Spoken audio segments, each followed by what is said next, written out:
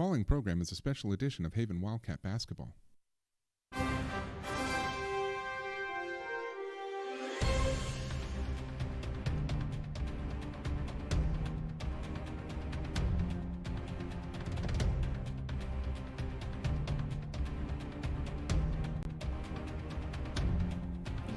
And now, the Wildcat Network and USD 312 proudly present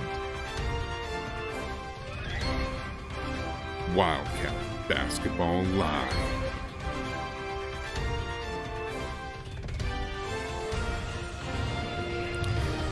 And welcome to Haven, Kansas, right here in Haven High School, home of the Roaring Wildcats. I am Paul Clements. I'm with you here tonight for, 2.5 games right now. We started a little late, but we are going, though. And tonight, it is your Haven Wildcats going up against the Hesston Swathers. So, so in the past few days, we've had quite a few ups here at Haven High School, and here in the state of Kansas in particular as well. First and foremost, we just had the Wildcat Classic just this past weekend, and if you were here to watch it, right here in the gymnasium, awesome! You guys enjoyed a wonderful tournament. If you were not, but you watched it all on live, thank you very much, or all online. Thank you very much for joining us in that route. I mean, that's one of the reasons why we brought this up here, so that way we can be able to share this with everybody. Now, as of this moment, I don't think we have very many viewers right now, and that's perfectly fine. You know, we've got plenty of time until the varsity games, of course.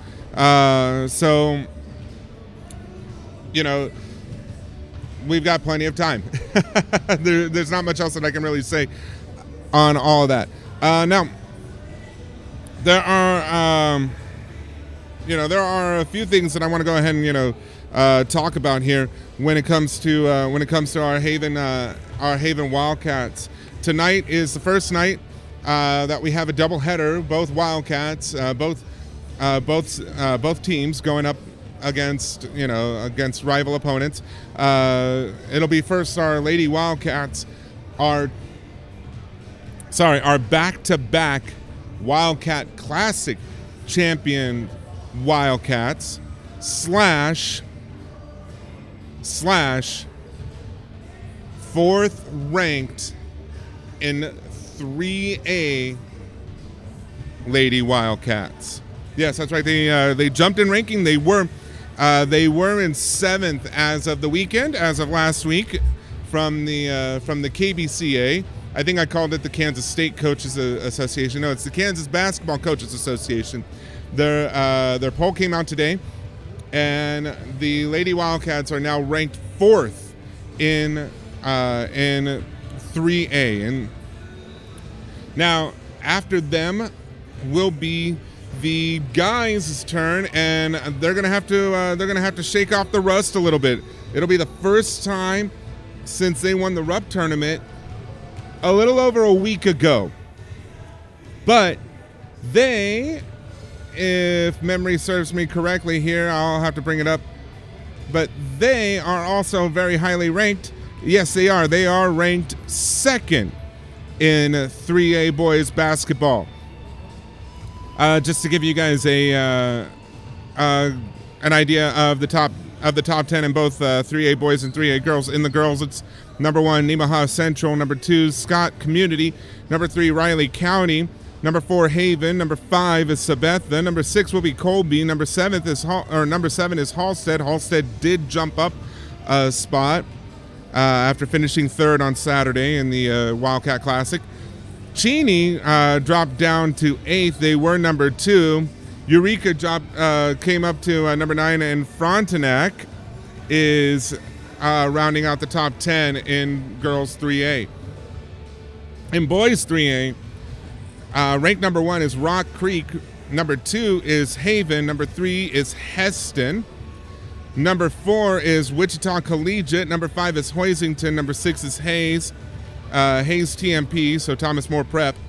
Number 7 is Cheney after the loss to Haven at the Rupp tournament. Number 8 is Royal Valley. Number 9 is Marysville. And number 10 is Larned. So that's the ranking here.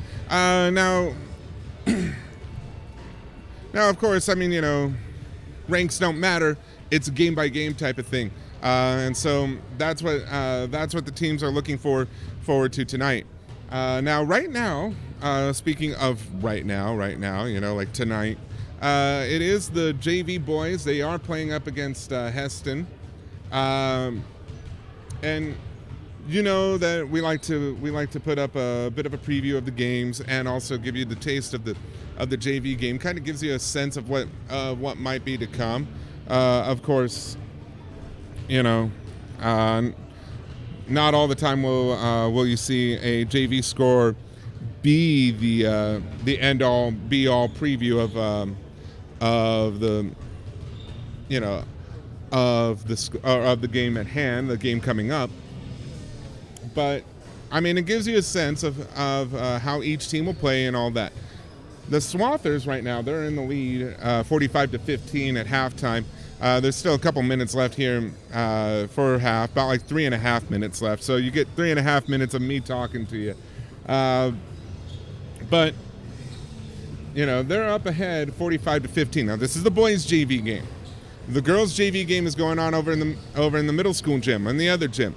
The other gym that used to be the home of varsity basketball games. So, I wish that I could be able to bring that to you. Not right now. It's not going to happen. But but as the channel grows, as our live streaming grows, as our expertise grows, then so will everything that we will get to do. And so eventually we'll be able to probably bring some JV games as well into the fray from the middle school gymnasium or from the JV gymnasium. So, but that's eventually that's further down the road. And I think right now for a start we're yes, for basketball we kind of had a rocky start a little bit, but I think we've got some of the bugs ironed out, some of the stuff fixed, and that's thanks to in large part to our staff and to our students and all of that. Everybody that's been making this happen. So that's one of the things that I wanted to go ahead and let you guys know too. I mean, we just got started, and I think we're here to stay. Live streaming is here to stay. You guys know where the home of the Wildcats will be from here on out. Now, I don't know if I can be able to promise baseball and softball this year. We will try our best, of course. But as far as basketball, football, and then quite possibly volleyball, as far as fall and winter sports are concerned, I think you can rest assured that we will have everything right here on your home for the Haven Wildcats, the Wildcat Network, right here on YouTube. Give us a like, give us a subscribe, and all that. So about a minute left here for halftime. So the teams are warming up right now. Let's give a shout out to our camera woman for tonight, Megan Schrag. She goes woo with the fist bump. So she's been our regular camera woman, and we've been super thankful of having her work the camera this entire time. So also a quick shout out to the Schrag family as well. Of course the personal chauffeur, Mrs. Schrag. The private limo service. So we like to thank you guys. So that's a quick shout out here, and we'll give out shout outs as well throughout the entire night as we go along, because of course, as you know, I mean, this is this is what we want to do. This is what we like to do, and so we will. We want to give thanks to where thanks is due. All right. So here in a little bit, we'll get the scoreboard up here. If you guys want a shout out, or if you have a shout out, go ahead and let us know on the chat. I'll periodically take a look at the chat from time to time. Let me get the starting lineup out of the way there. I'll get the chat up from time to time over here and take a look at it. I think one of the bigger things that we learned from this live streaming here is that we've got people from all over the nation watching our games, and that is completely awesome. Blew my mind on Saturday, and it makes a world of a difference for us to be able to bring these to you wherever you are in the country, in the world, and all that. So first and foremost, thank you for watching Wildcat Network right here on YouTube and watching these games. All right, so yes, the score is currently correct. No fouls in this half for either team, of course. The tip-off just happened. We'll do a preview of both the girls and the guys here in a little bit once the JV game is over. Tonight, it is just me, myself, and I in the commentary gantry, in the commentary booth, commentary position. The table all the way at the back of the bleachers. But I do have two microphones just in case we do have a guest coming up tonight for any surprises or anything like that. I'll tell you this: if you're surprised, I'm surprised. I'm not planning on anybody just yet, but you never know what's gonna happen here. All right. 6 minutes, 7 seconds, 6 minutes, 5 seconds left to go in the third quarter here. Hesston has the lead right now. Let me update the scoreboard there. It is 47-17 Hesston with the lead. And you may be able to tell that right now my voice may be a little bit groggy. I might have to clear my throat from time to time, but that's what happens when you're calling a championship game and the students that you root for, that you want to see good things happen, to and with. That's what happens when they win big games like they did on Saturday. And then that's also what happens when the Chiefs win on Sunday as well. So.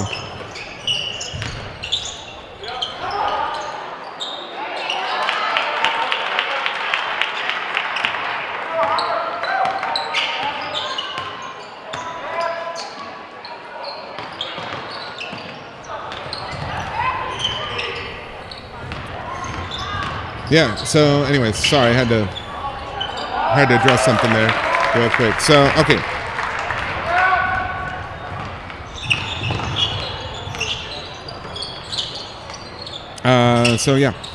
I mean, over the weekend we had the Wildcat Classic, and you can check those games out on YouTube here. Online. I know that there are a couple times that it may have skipped around and all that. We do have a clean recording without commentary or graphics waiting in the wings for the first round game between Haven and Garden Plain, and we'll get that up to you guys, as soon as possible. Just sometimes there are some time restrictions and constraints and all that. I mean, this is like everybody that brings this to you. We're still teachers, we're still students, so we do have things that we have to do on on a daily basis for 8 hours or so.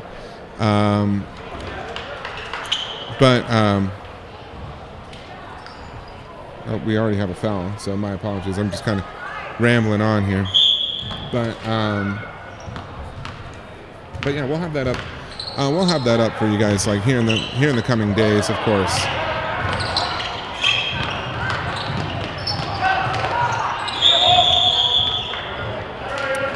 Man, that's a travel right there. Also, of course, we'll have.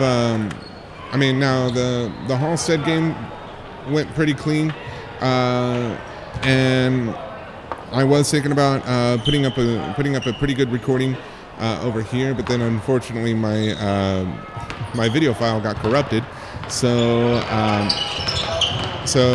that one will have to stay as is. Of course, that one is still in pretty decent quality, and the one part that it really skips, you don't really miss anything. So there is that. And then, of course, if you want to relive the championship game, you are more than welcome to. It is right there under the title of Super Saturday, and I mean we'd be happy to have you guys, continue to relive the glory and all that from Saturday as well. That is completely clean. That is completely without buffering or anything like that. All right. And of course, tonight's game should be pretty good too. We shouldn't have any issues at all, using a lot of the same settings and all that for our games here. So, all right.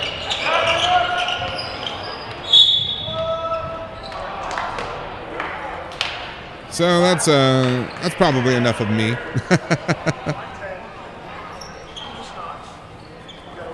Of course, we'll do the opening and all that when the varsity games are about to start too. So,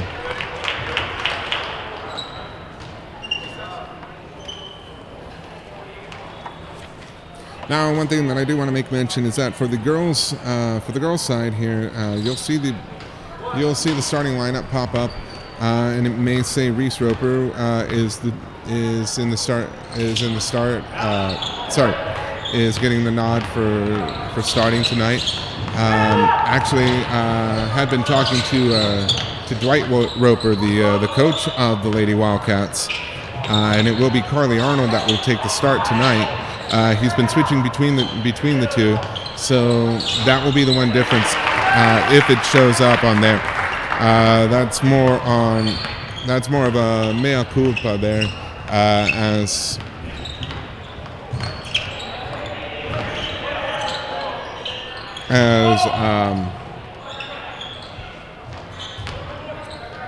I was told about that this morning, but I was also trying to get everything ready for today too. So, new updated calendar that will pop up on the bottom of the screen as far as the ticker is concerned. So, if you want to know what's going on in the district here at Haven High School and at Haven Middle School, Haven Grade, and Haven and Yoder Charter, check that out when it pops up, and we'll be up to date. We'll have the next couple of weeks worth of events going on in there as well. So go ahead and check that out.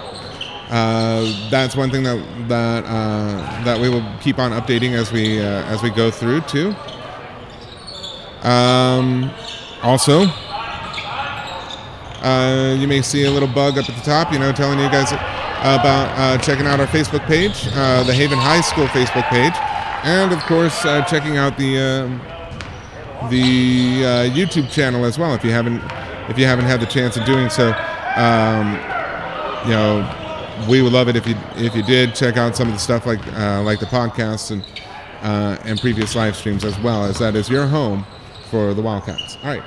About less than 2 minutes left here to go in the third quarter. I'm gonna go ahead and back out for a second, let the voice rest, because we know it's gonna get loud, and we know that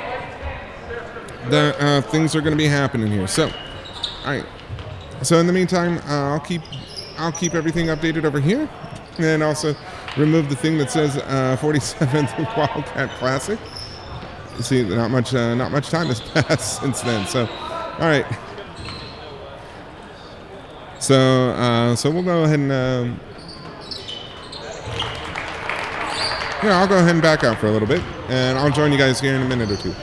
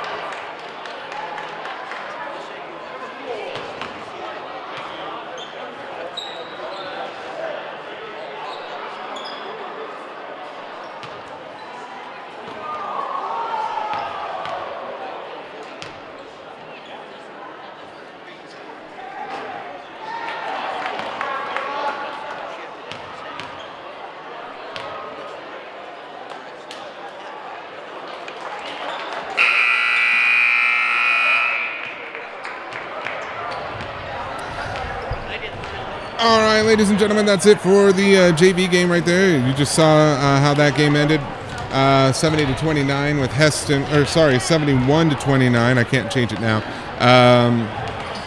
But yeah, you just saw how that game ended, and so we're gonna get you guys set up for the girls' game here momentarily.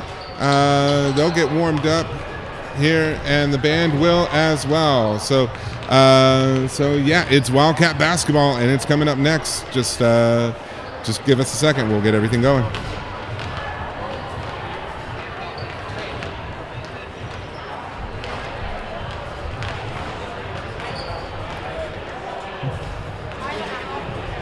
To the other gym?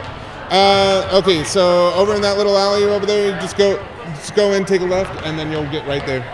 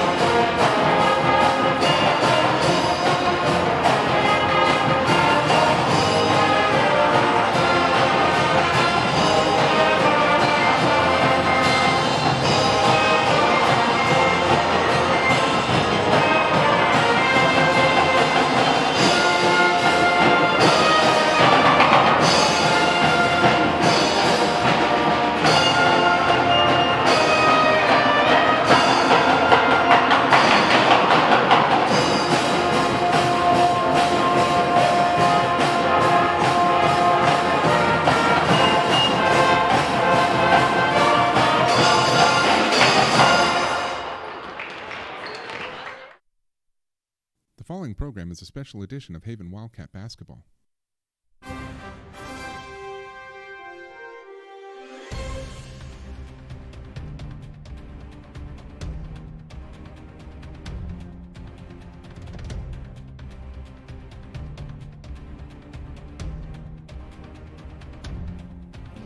And now, the Wildcat Network and USD 312 proudly present Wildcat Basketball Live.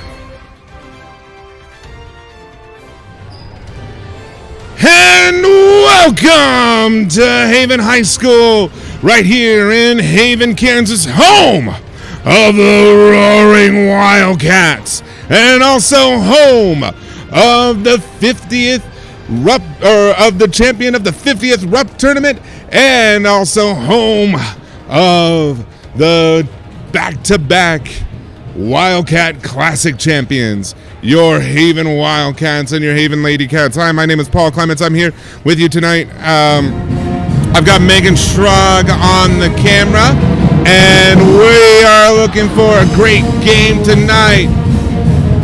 It's going to be a wonderful matchup here as your Haven Wildcats will go up against the Hesston Swathers for both the guys and the girls. The band right now is playing. They're warming up, getting set.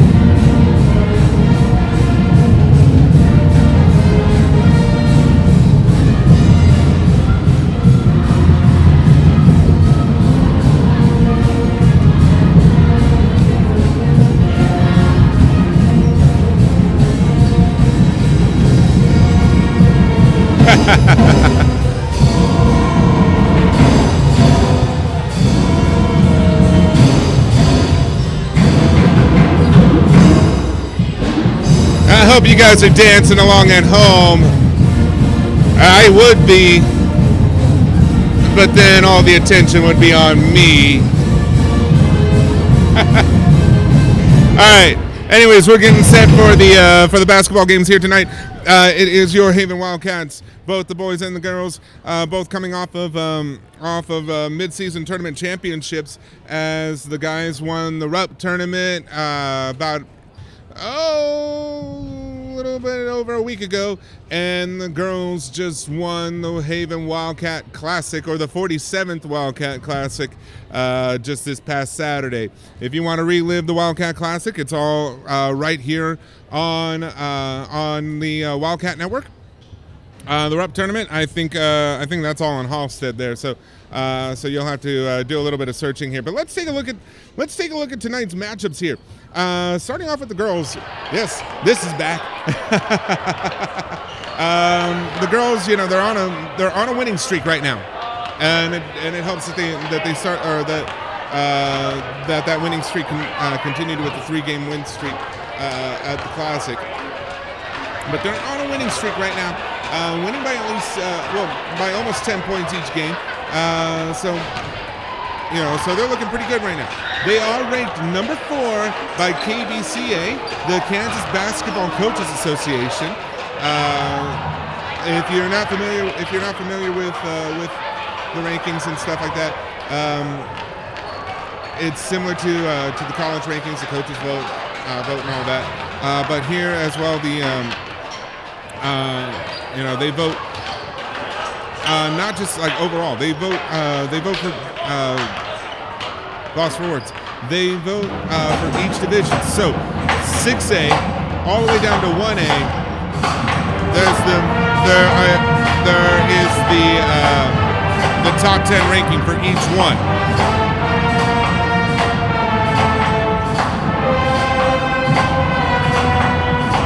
For 3A, which is the division that we are in, Haven, the Lady Wildcats, are ranked 4th. Now the guys later on, you're going to see that they are ranked 2nd in 3A and all that. You're actually going to see that on the bottom on the scoreboard as well. Now let's go ahead and take a look at the Hesston girls last few games as well here.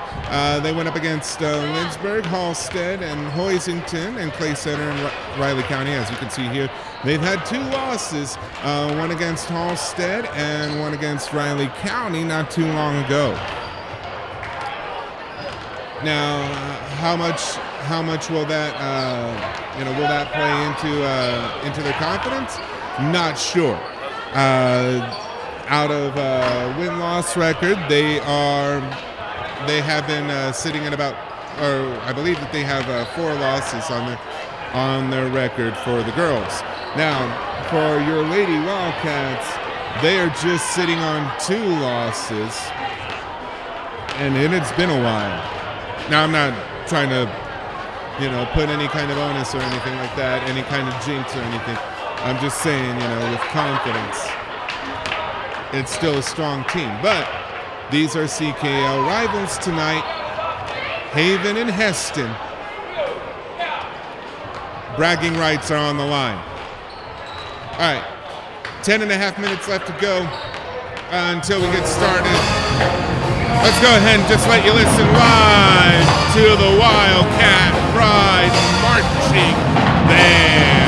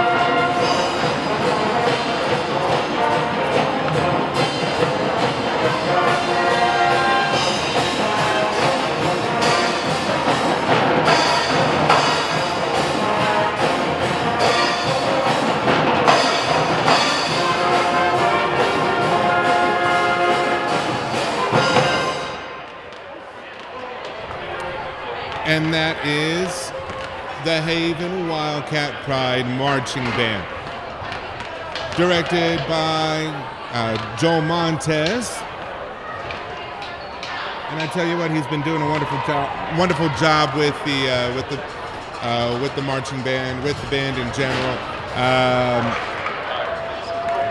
We've even had a chance to live stream a performance earlier this year. And of course, Joel, if you're watching this later on, let me know when your next concert is. We'll go ahead and set up the live stream for that as well. So, all right, I believe, and I'm going to knock on wood for this real quick. I believe that I think we've ironed out all the wrinkles when it comes to live streaming and getting a good quality video up and running to you guys. So there shouldn't be any problems. Again, knock on wood. Now that's just getting the game to you. We've got to make sure that we've got a game to show too. So let's see if we can take a look at the Lady Wildcats warming up over here, and they're going to be in white tonight. They weren't in white on Saturday, but they're going to be in white tonight.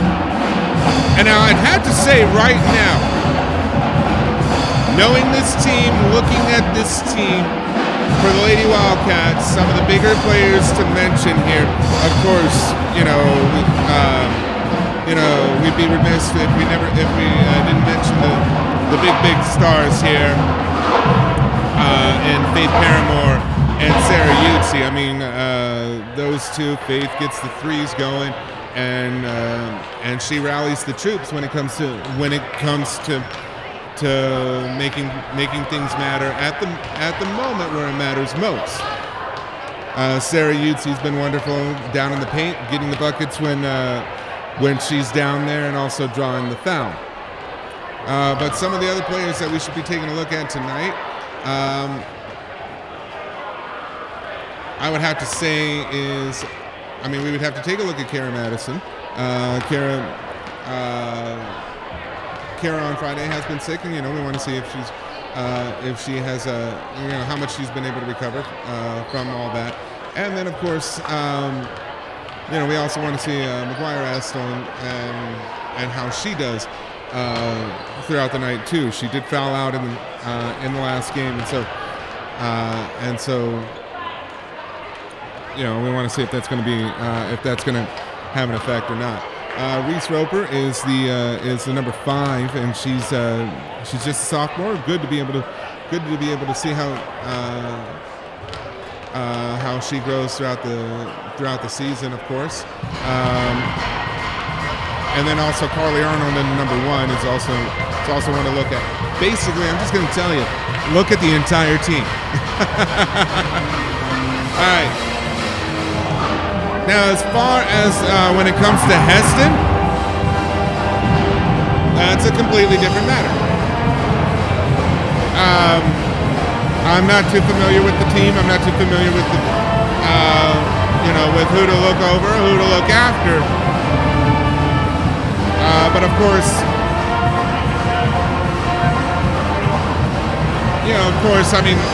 I could tell you who we could look at and all that.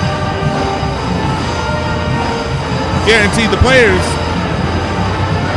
they know exactly who to look for. So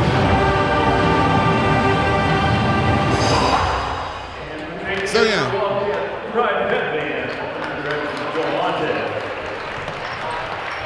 So yeah, they know who exactly to look out for, what positions they are the most dangerous in, and all of that. All right.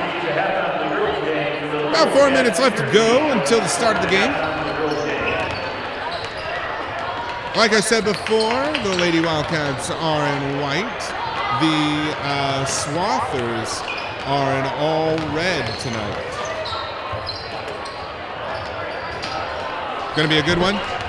CKL rivals. We'll be right back. I'm going to go ahead and take a break for a moment. Enjoy the sights and sounds of Wildcat Gymnasium.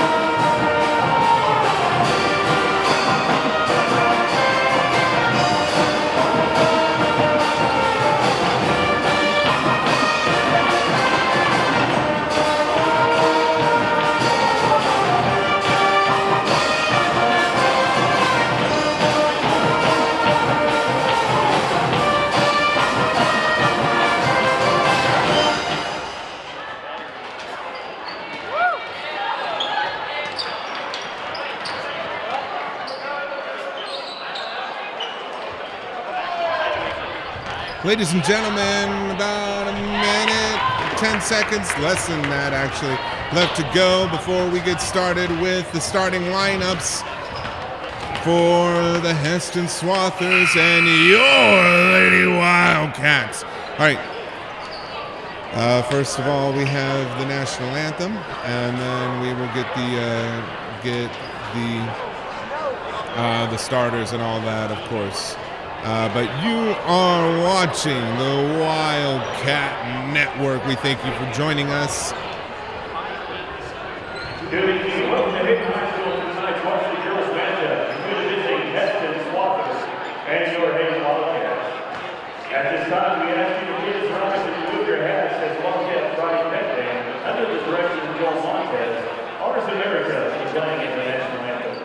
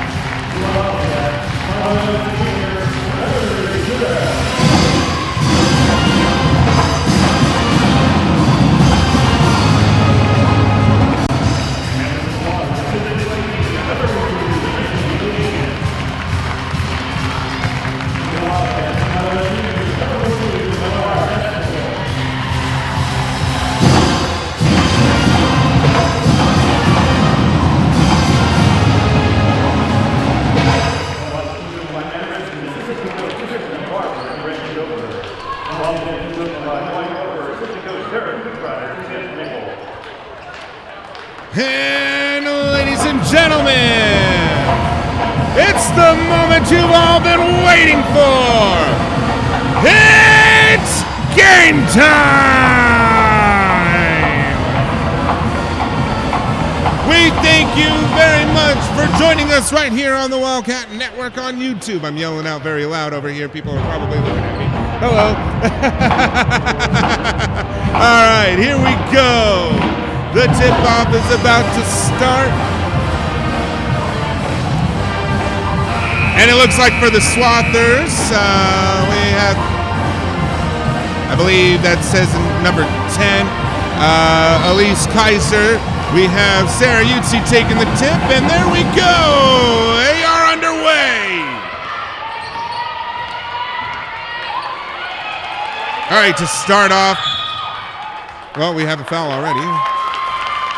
To start off with the Lady Cats starting five, it's number 2, Kara Madison, number 30, Sarah Yutzi, number 22, Faith Paramore. Instead of number 5, it is actually number 1, Carly Arnold, and number 42, McGuire Restel, as we've already gotten started here.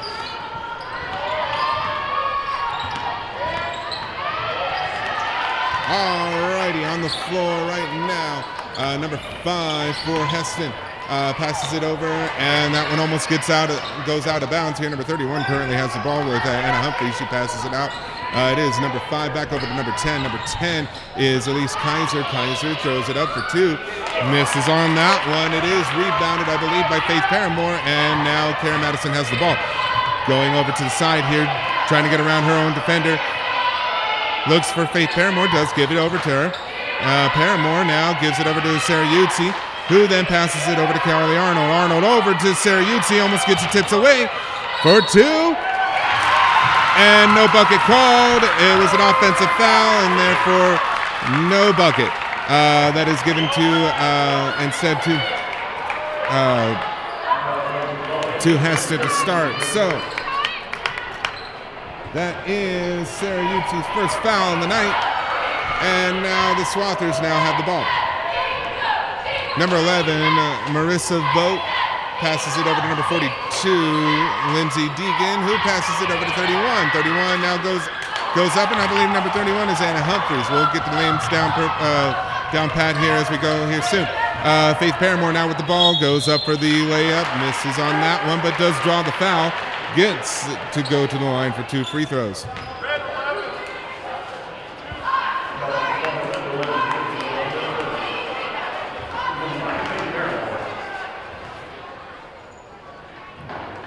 And she makes the first of 2. And we have a substitute for the Swathers here as number 40 comes in. Number 40 being Catherine Cooker.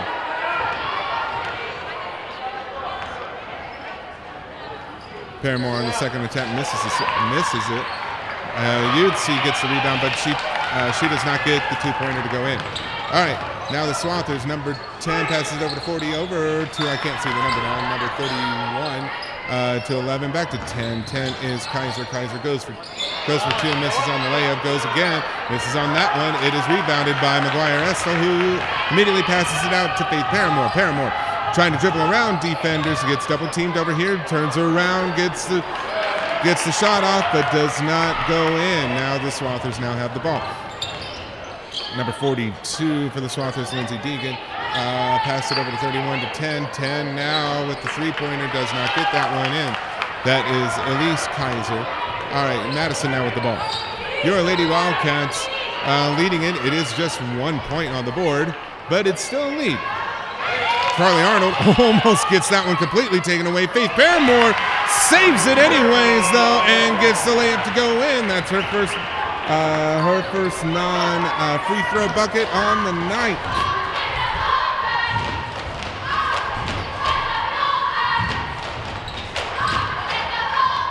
All right, number 31 for the Swathers now passes it over to Kaiser. Kaiser looking around, gives it over to number 11, Votes.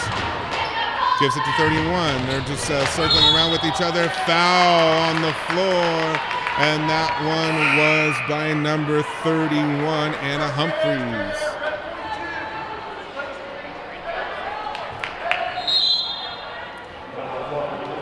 That's her first. That is Hesston's second in the game here. And also we have to put in Haven's foul as well from earlier.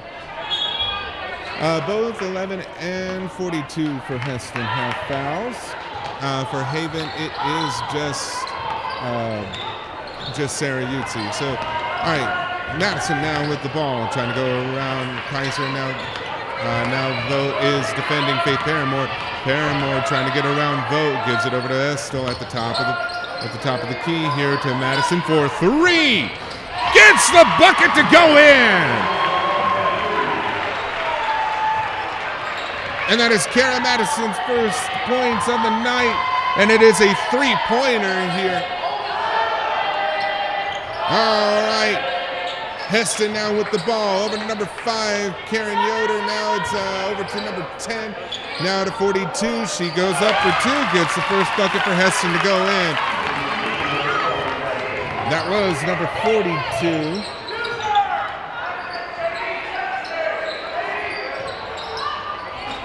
And that one does not go in for Haven. Hesston now with the ball as Kaiser almost loses that one completely. Now she has the ball back at the perimeter, goes up, and it is blocked. Nope, it is fouled, and she will shoot 2.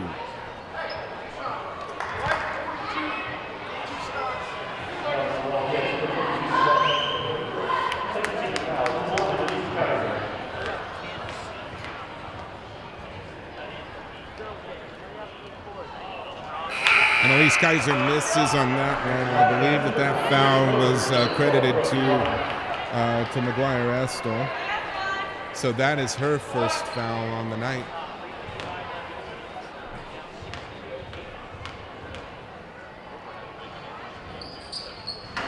Kaiser does get the second one to go in. It is 6-3 timeout called on Hesston. We're going to take a timeout as well. Right now, you're watching the Wildcat Network on YouTube. Your Lady Wildcats, your 4th-ranked Lady Wildcats are leading 6-3. We'll be right back.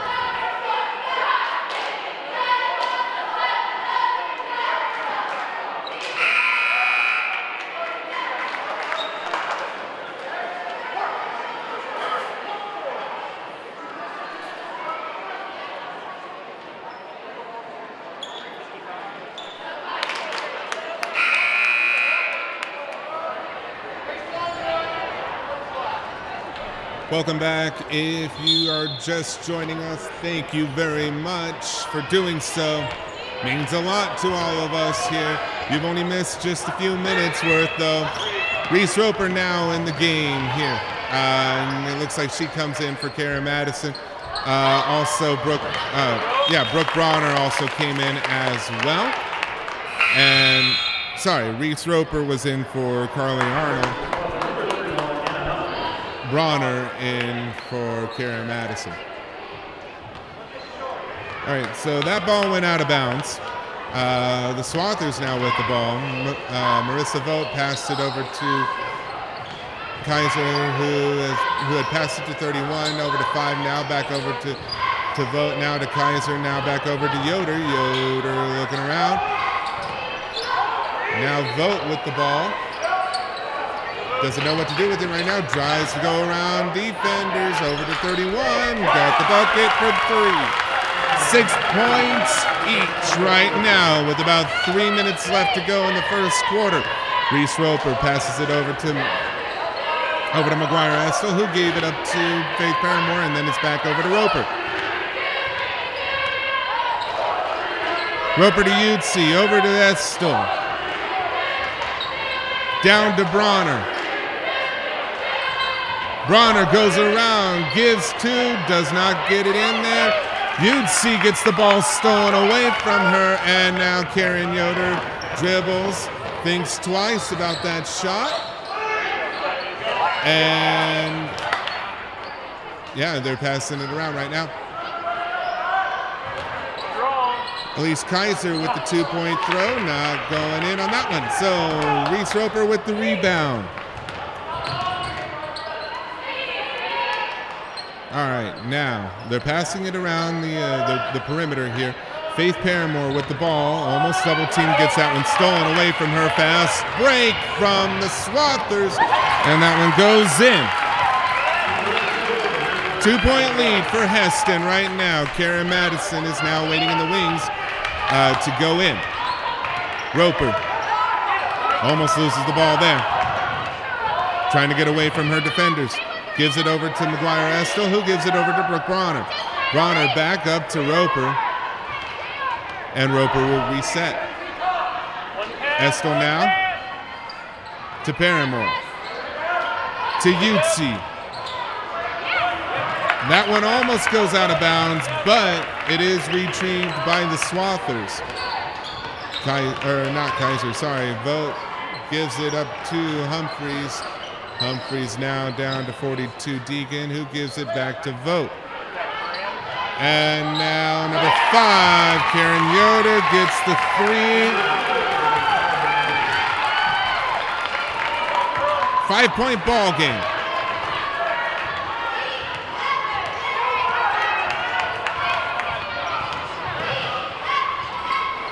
That one does not roll in for Haven, and they're not getting the rebounds in this first quarter like they should.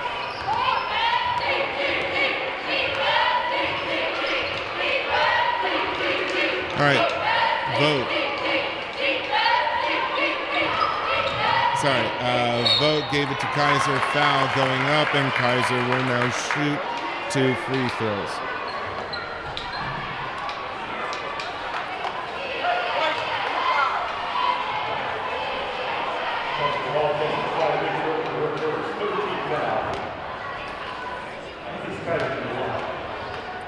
That's 3rd foul for Haven. That's the 1st foul for Reese Roper.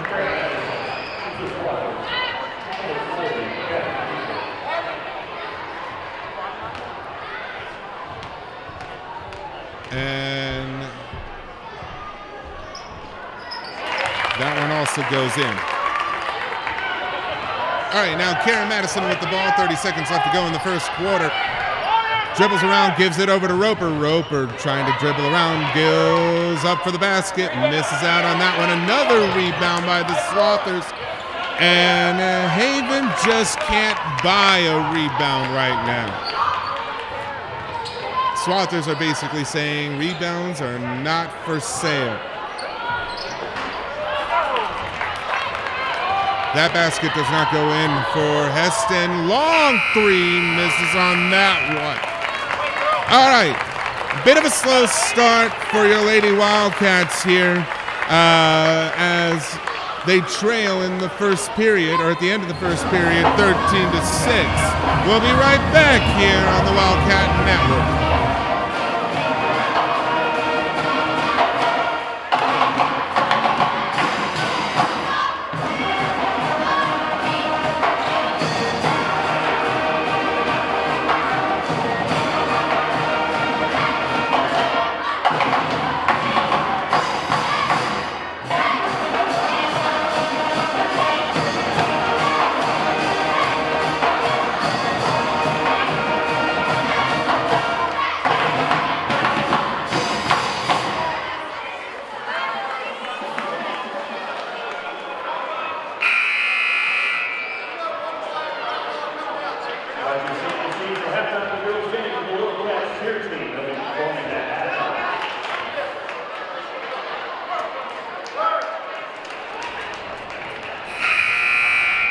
All right, welcome back.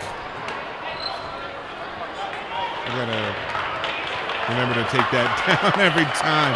All right, welcome back. 13-6 is the score at the moment. The Swathers with the ball. Marissa Vogt passed it over to number 5. Yoder, there we go. Number 31 for 3, misses out on that one. And Madison walking the tightrope. Could not get around Yoder on that one. And now number 10 for 3 gets that one to go in. The slow start continues for Haven at the moment. Faith Paramore trying to direct traffic.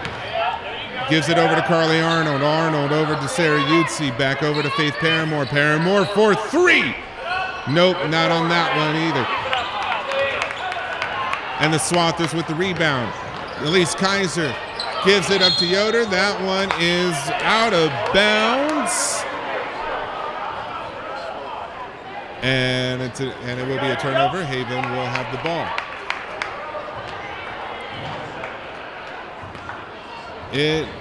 It's been a slow start. It is a 10-point deficit right now for your Haven Wildcats.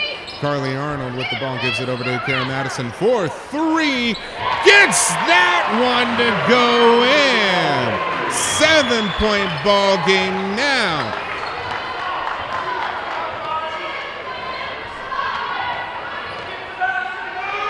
Karen Madison with the three. I believe that is her second three of the night.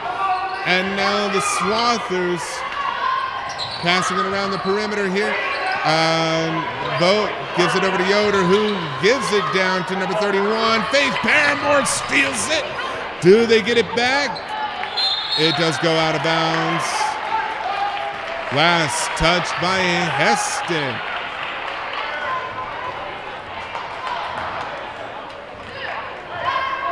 And maybe this is going to be a turnaround in momentum here. We'll have to see for the Lady Wildcats. Faith Paramore takes it over across the line, passes it over to Madison, who gives it to Yutzi.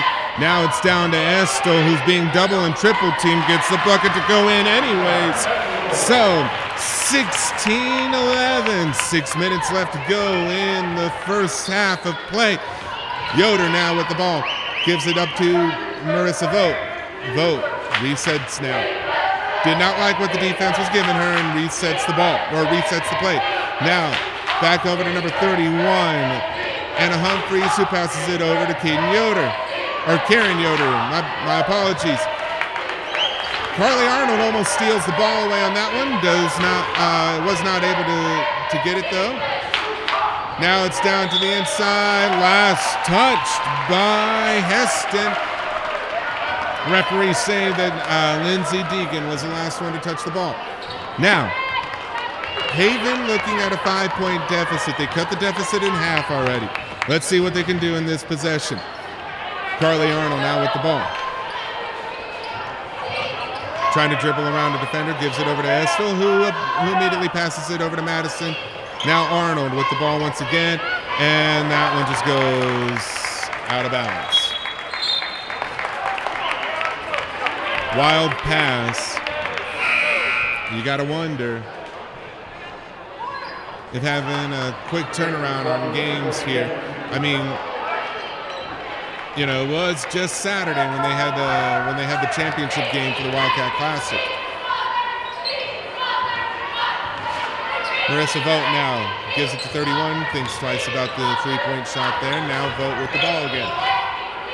Now over to number 10, shoots for three, bounces off the iron, and Estel now gets to keep the ball, or retrieves the ball, gives it over to Paramore. Paramore back to Estel.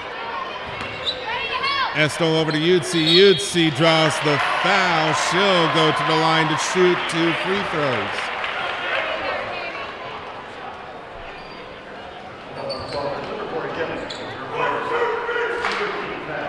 That's where you want her to be. Down low in the paint. First one does not go in.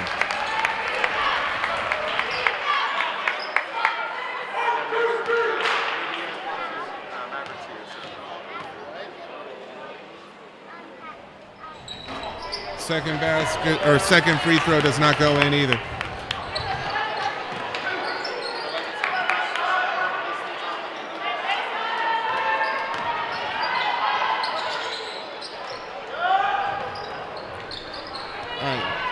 Hesston now with the ball, and Estel bats it away. 16-11, 4:23 left to go in the half.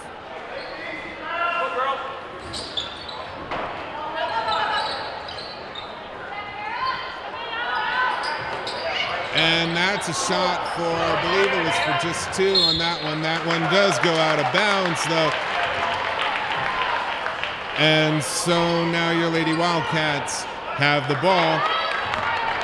Kara Madison will take it across the midcourt stripe. Was not able to control it completely, but she does pick the ball back up. Now Faith Paramore back to Madison. Madison all the way down to Reese Roper. And I believe, I didn't see the foul. I think maybe it was a 3-second lane violation. And either way, it's a turnover. All right, Hesston now with the ball. Marissa Vogt.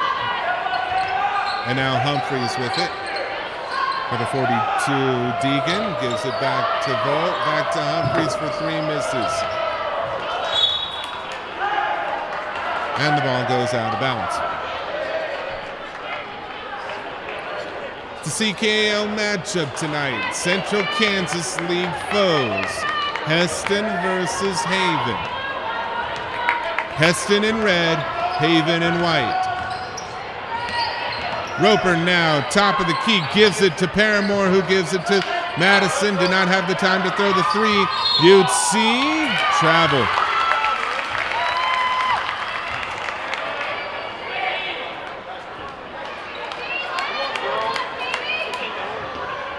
I think right now the storyline is just that the Lady Wildcats are probably just a little off right now, and it probably has to do with the quick turnaround in the games.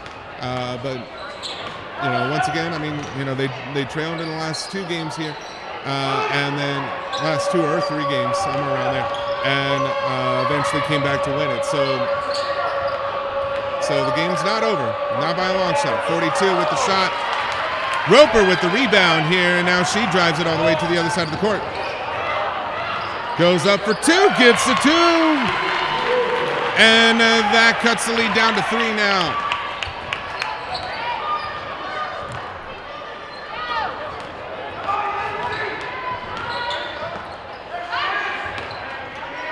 All right, now number 10 over to Vote, back over to Kaiser for 3, not on that one. Number 40 though gets the rebound, misses out on that one. That is punched away by Paramore, but it is retrieved by the Swathers. Now it's over to Vote. Vote is holding onto the ball for a second here. Tries to drive the lane herself. Now gives it over to Humphreys. Humphreys then passes it over to Kaiser, who then just throws it away.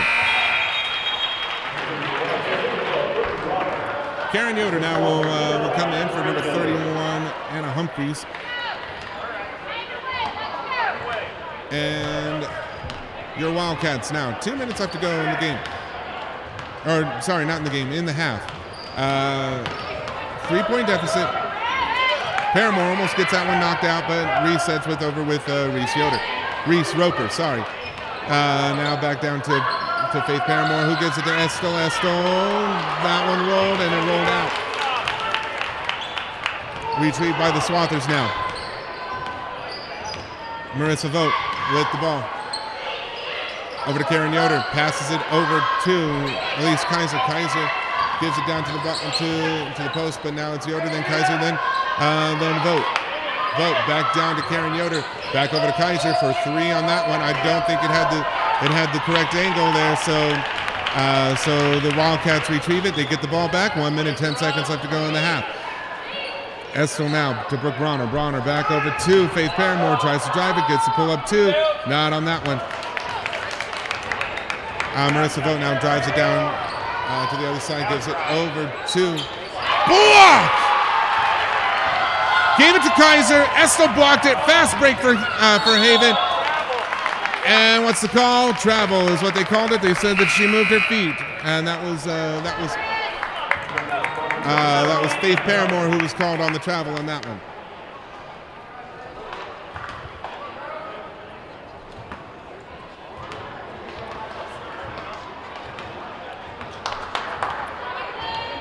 Ladies and gentlemen, they are taking their time going across the line here.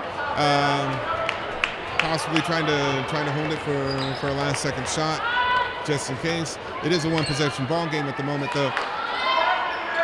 Marissa Vogt passes it over to 31, over to 42, blocked it, but she retrieves it, blocked again, and jump ball call. It is pointed towards Haven, so it is Haven's ball after the jump.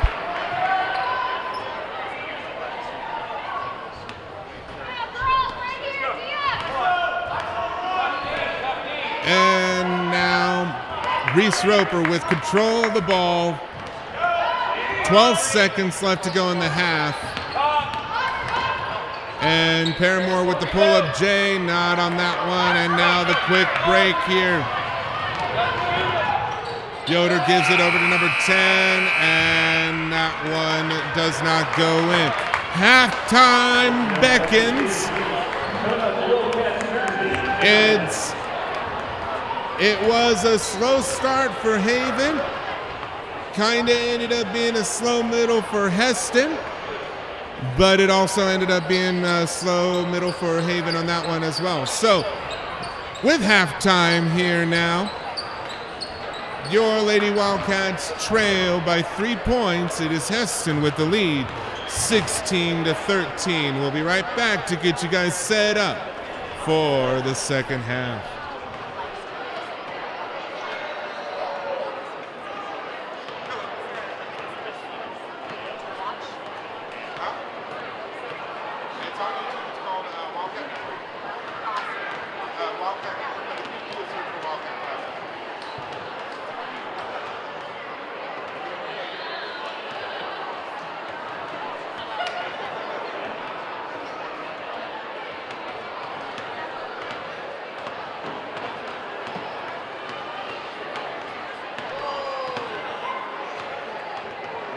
Outside of February 7th, from 4:30 to 6:30 in the Haven High School Commons area for the all-you-can-eat pancakes for the after-prom fundraiser. Adults are $6, kids are 12 is 4, families over 4 eat for 20.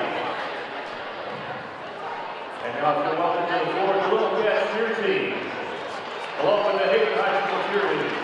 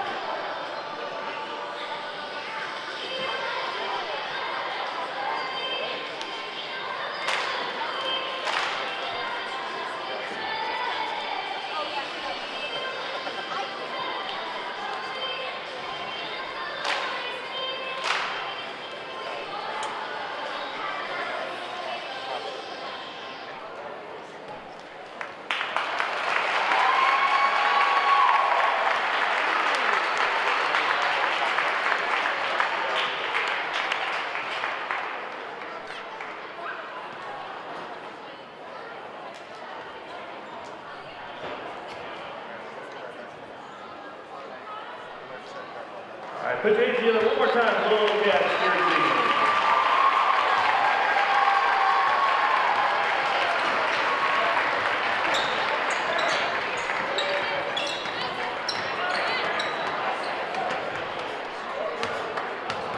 They lost last night to Sunrise.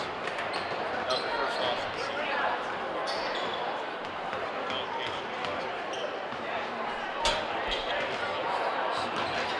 Yeah, I saw that.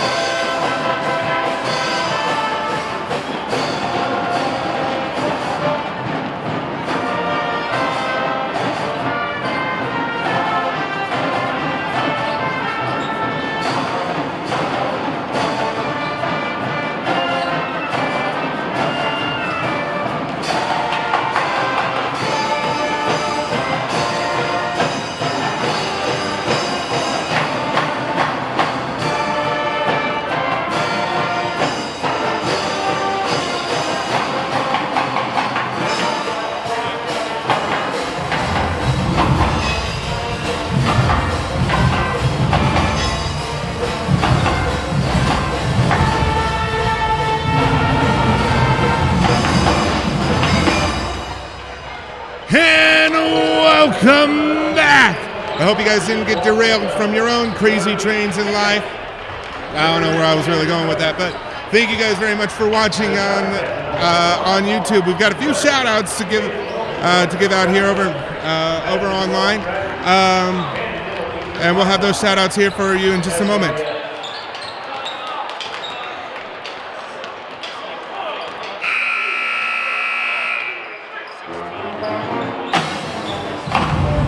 All right, we're about set to get started with the second half of the game here, but let me go ahead and bring those shout-outs here. I've got people coming up and asking me if this is online and all that, so do bear with me here.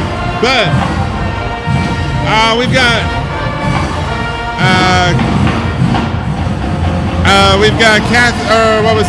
We've got Mary Hildebrand, Mary and Mike saying hello to Kathleen and Randy. I believe Mary and Mike are all the way in Arizona. Thank you guys very much for tuning in. We've also got Mr. Kenny Foster as well saying, go Haven, number 5, you got this. And then we have Michael Hildebrand, and he's got front row seats also from from Arizona. So if you want to shout out, just let us know. We'll go ahead and read out the messages, of course, here on the Wildcat Network. We're grateful that to have you guys on here live with us and on the air as the second half of the game starts now. And let me go ahead and update everything over here on my side. First bucket goes over to Halstead here, and they currently lead it 19-13. They got the three-pointer on that one. Alrighty. Karen Madison now with the ball for your Wildcats. Kid tries to pass it over to Carly Arnold, but McGuire Esther was able to save the ball. And now Madison with the ball. Gives it over to Paramore. Paramore shoots the two. Gets that one to go in. Back to a 4-point ball game right now as the Swathers currently have the ball. It is Marissa Vogt with the ball. Gives it over to Karen Yoder. Yoder back to Vogt. Vogt over to number 31, Humphreys. Humphreys passes it over to number 10. That one does not go in. Rebounded by McGuire Estel in the end there. Paramore passes it over to Karen Madison for the fast break. Does not get it, but it is rebounded by Sarah Utsi. Utsi tries to get the two in that one, but does not go in on that one either. Alrighty. Vogt now with the ball for the Swathers to Yoder. Yoder passes it down to Kaiser. To number 42, that is blocked! Blocked again! And Utsi gets the ball back.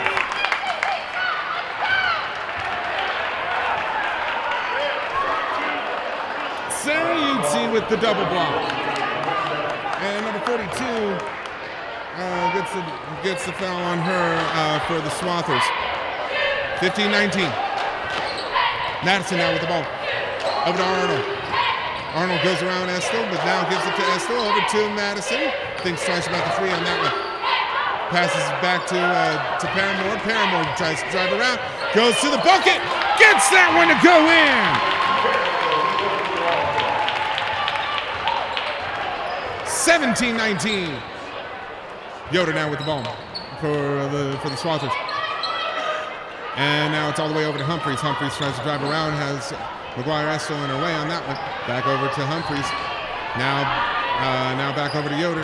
Yoder tries to go around, does not. Gives it up to number 10. That is tipped, but it does go in. Back to a 4-point ball game here. Haven now with the lead. Or not with the lead, with the deficit. But Paramore gets the ball, saved by Estel, gets it in on that one on the second try. 19-21. And we're going to go back and forth, trading baskets, back and forth, back and forth. Here we go. All right, Kaiser now with the ball, gives it over to Vogt, over to Yoder. Yoder thinks twice about the three.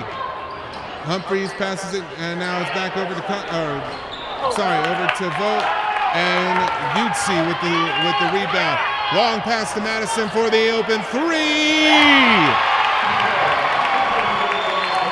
Kara Madison gets the three-pointer to go in. 1-point lead for your Lady Wildcats. Marissa Vogt passes it all the way over to Humphreys. Stolen away. Nope, jump ball. But it will be Haven's basketball. Haven's. It will be the Wildcats basketball. Get a little loud over here.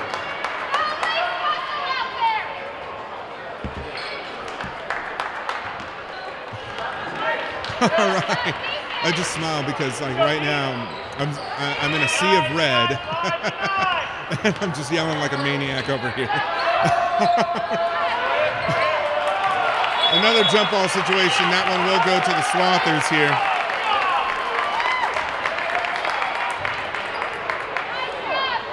I do have my students with me over here, and they know how I feel. All right. Swathers now with the basketball. Karen Yoder double teamed at the moment here because Haven is on zone defense here. To number 10, she shoots the three-pointer. That's off target. That one is blocked away now, and Faith Paramore now runs it across, gives it over to, tries to give it over to Karen Madison. It was over her head, and it will be Swather basketball. Reese Roper now comes in for Carly Arnold.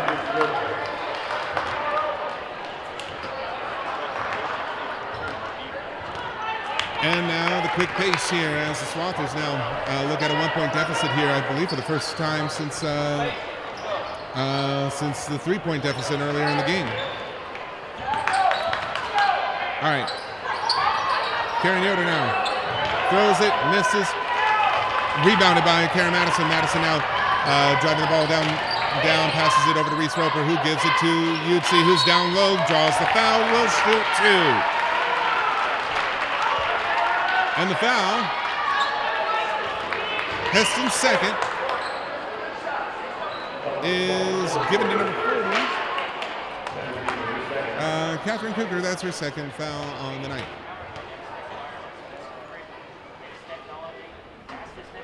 Yutzi misses the first one.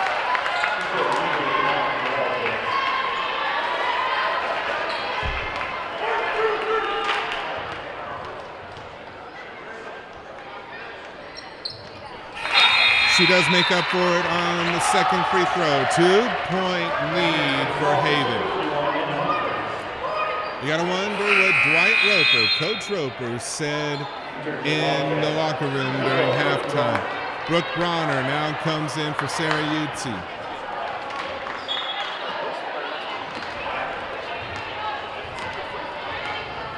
Hesston Swathers now with the ball. 2-point deficit for them. Yoder passes it over to Vogt. And that is tipped away. Reese Roper comes up with the ball. Gives it over to McGuire Estel, who will pull up for 2. Gets that one to go in. 4-point lead now for your Haven Wildcats. And they've got an urgency right now. They want that lead. They want the win. They want to carry momentum. And Hesston wants to slow things down. That's why they called the timeout. That's their second timeout of the night. It is a full timeout. We'll take a quick timeout as well. Your Haven Wildcats lead it 25-21.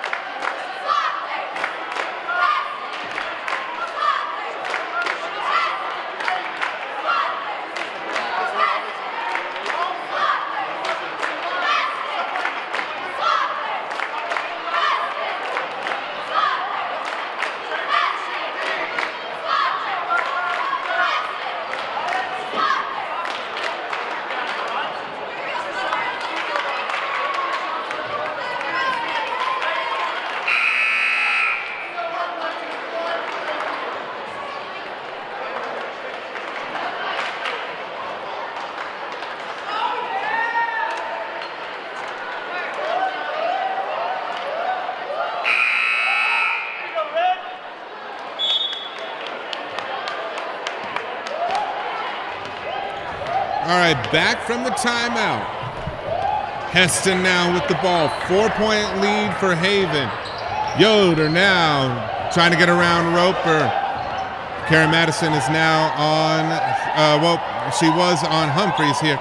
And now Yoder for 3. Not enough on that one. And Paramore rebounds it, gives it to Roper. Roper for 2. Oh, that one almost went in. Almost. Anyways, all right. So Hesston now back with the ball. Karen Yoder to Kaiser now to Kaiser. Over to Humphreys. Back to Vogt. Passes it down. Paramore did not touch it last. It is Haven basketball.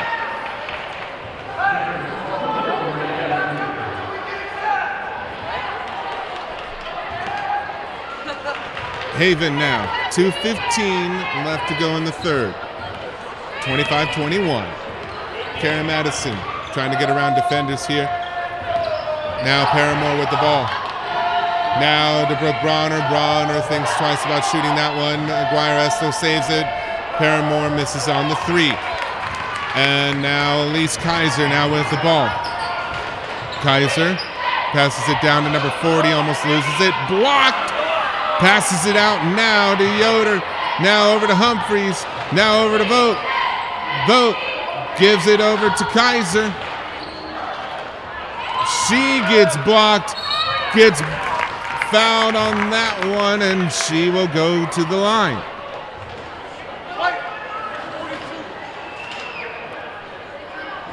First foul in the half for Haven, and that is McGuire Estel's second foul on the night.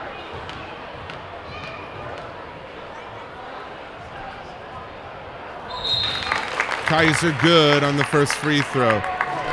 Substitutes now, McGuire Estel and Kara Madison go off. Sarah Utzi and Carly Arnold have taken their place.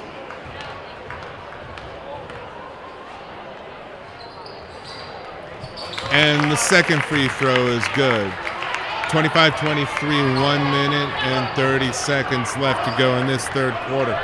Haven was able to get the lead in this quarter. Let's see if they can be able to keep the momentum. Faith Paramore over to Roper for three. Nope, misses on that one. Now it's a fast break for Hesston. And Arnold right there to keep the shot from happening. Karen Yoder for three gets that one to go in. And that's the second lead change in this quarter. Carly Arnold now needing help, gives it over to Reese Roper. Roper now back down to Faith Paramore. Paramore foul. No foul. Violation of some sort. I was not able to see what the violation was on that one. All right. Hesston now back with the ball. Vogt crosses the stripe. Gives it over to Humphreys. Humphreys now to Kaiser, then to Yoder. Humphreys gave it up to, I'll just go back here. Now it's over to Humphreys. 23 seconds left to go. Yoder now thinks twice, gives it to Vogt. Vogt misses. They get the rebound. Humphreys needing help. Jump ball. Reese Roper with the attention to detail, knowing that Haven has the possession arrow, took the ball away basically. All right, the rollover now to Paramore. Paramore looking for a good shot, Throws up one. That one doesn't go in. Long distance three. That one misses. 26-25 is the score here in the third quarter, or at the end of the third quarter. And they managed to trade it back and forth. I was told earlier today that it was going to be a tough game for both sides. And, they were correct. The people that I talked to, they were correct. It was going to be a tough game. So, what do you have to do, though? You have to be a tough player. You have to be ready for those tough games. This may be the closest game for Haven in a little while. Definitely, by far, probably going to be the closest game that they have at home. So, how this game will go? I'm not sure. I'm not sure that anybody knows. What I do know is that there's at least 8 minutes left to go in this game. Maybe even more. We start the fourth quarter now. 1 point ball game. 1 point separates the two teams. Will it be the separator for by the end of this? We'll have to see. That one does go out of bounds. It was last touched by Haven. Student section still clapping along here as they're trying to as they're trying to will this team back with the momentum here. Now Yoder with the ball. Gives it over to Vogt. Vogt now over to Humphreys. Humphreys gives it to Yoder. Yoder now trying to drive around, and it is Kaiser to Vogt, and Vogt will reset. Kaiser now. Strong drive down to the bottom of the lane. Nothing doing there. Jump ball call. Haven with the possession arrow on that one.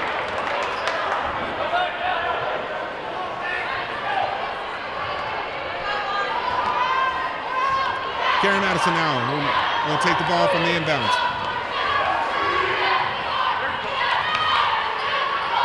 Madison was briefly double teamed there. Now it's Carly Arnold who has the ball. She will reset now. She'll take it back over to the center circle, but heavy pressure. Almost a steal by Yoder on that one. Karen Madison now. Seems like something happened. Yep, it was a foul by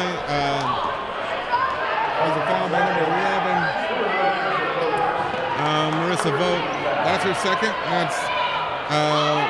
That is Hesston's third. Paramore now to Yoder, or to Roper. That's the second time that I called her Yoder. My apologies.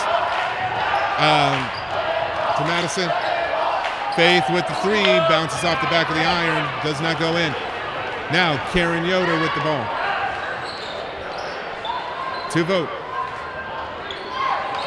Vogt over to Kaiser, who passes it over to number 42.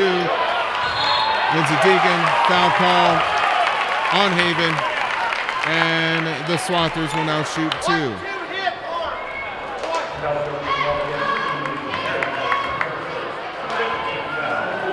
That was Karen Madison's first foul there. And the first basket does go in.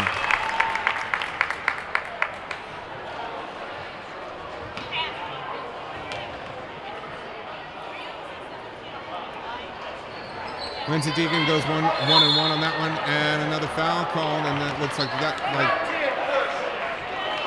Yep, that was called on number 10, Elise Kaiser. That's her first foul. That is Hesston's fourth.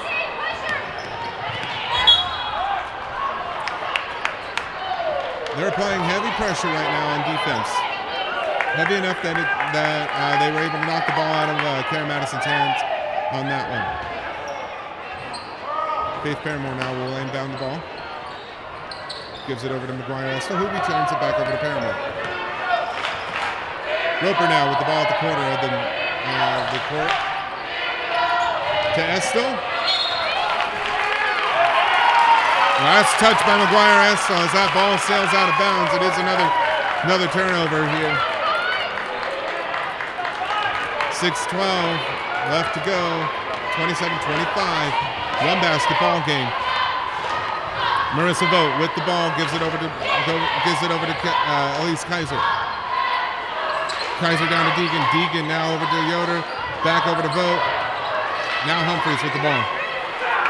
Vogt now. Now Humphreys. Down to Deegan. Yoder now. Yoder passes it over to Kaiser for three on that one. Misses. Wasn't on the mark. Almost a rebound by McGuire Estel here as the ball does go back to the Hesston Swathers now. Kaiser now with the ball. And that was almost a steal. And the ball's loose. Reese Roper with the ball. Dribbles around three defenders. Goes up for two. Misses on that one. And the ball does go out of bounds. Last touch by the Swathers.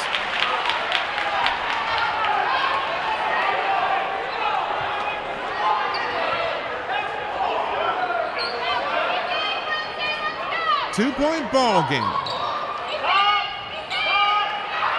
And she did not get it out in time on that one.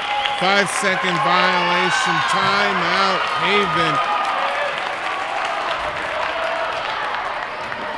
Haven having to expend their first full timeout. 1 minute.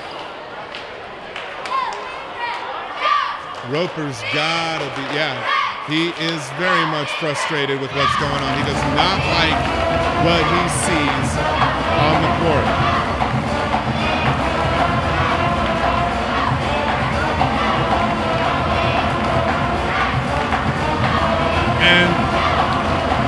I said before.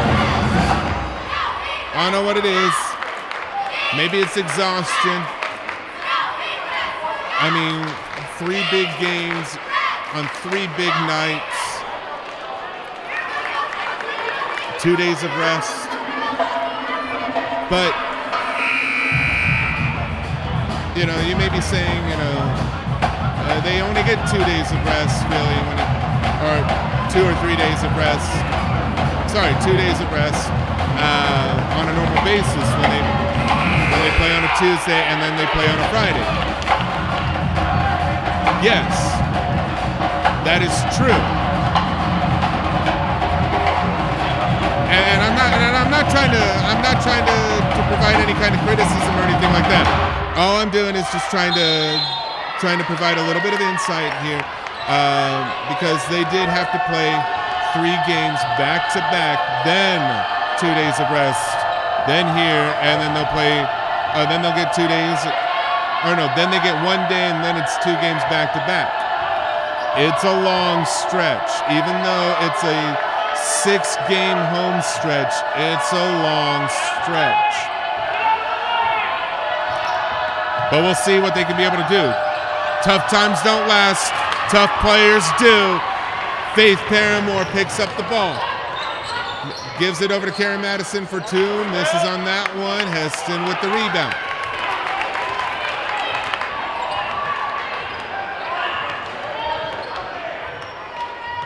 And now Hesston with the ball. Marissa Vogt dribbling around, trying to get around defenders. Gives it over to Anna Humphreys. And now it's back over to Marissa Vogt. Vogt over to Yoder. And now to Humphreys. Double teaming right now on Humphreys as they try to get the ball away. Not much time left. Foul call.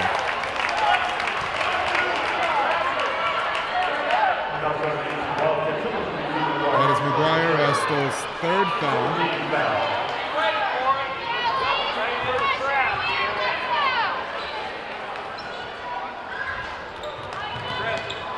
She's got to be careful now. All right, Vogt going around Faith Paramore.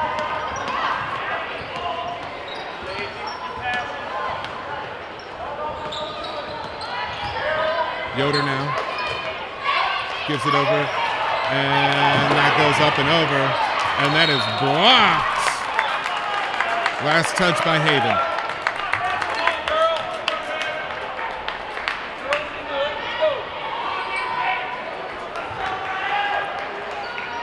There we go, update the fouls there.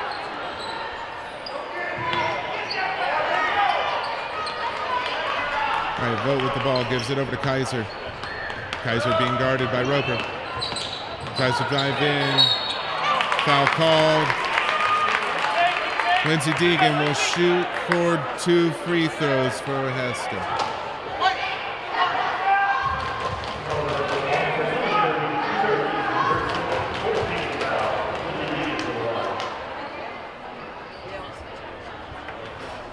The first one misses.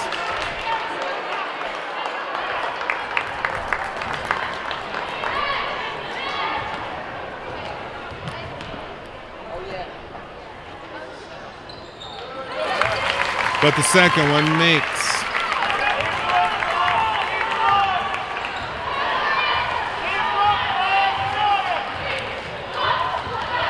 Paramore trying to go around, almost gets the ball stolen, gives it over to Reese Roper. Roper back over to Paramore. Over to Madison. Now Madison looking, dribbling down. Back to Roper. Over to Estel. Down to Yutzi. Yutzi for 2. Gets the 2 to go in. 27-28. We're back to a one-point ball game.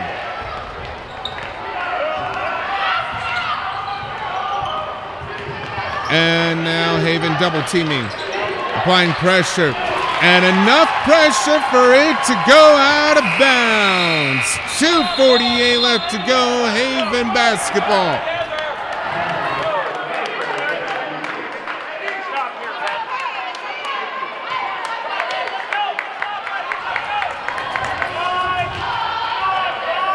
2:42 left to go.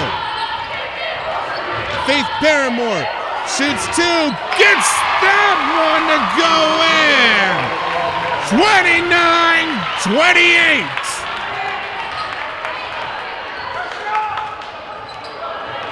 As I said, tough times don't last. Tough people do. Yoder now with the ball, drives to the lane, passes it out over to Humphreys for 3, rolls out of the basket, rebounded by Sarah Yutzi. Paramore now with the ball, driving towards the basket, gives it over to Madison. Madison now looking for some help, gives it over to Paramore. Timeout called by the Wildcats. 1:49 left to go.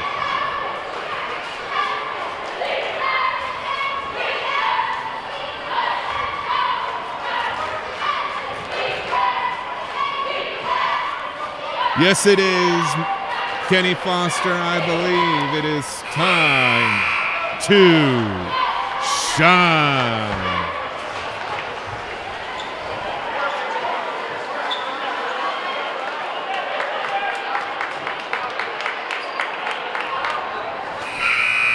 They said it was going to be a tough game, and we believed them.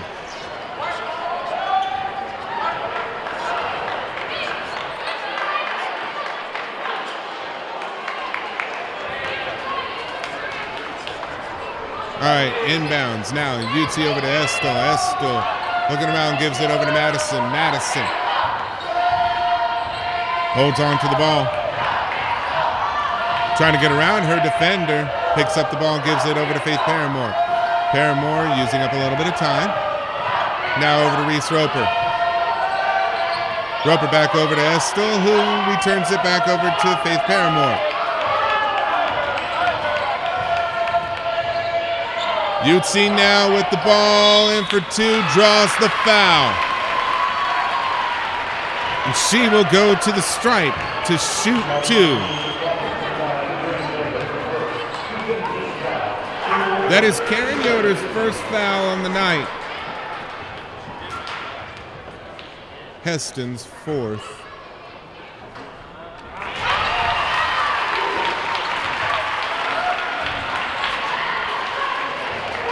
First basket goes in for Sarah Yutzi.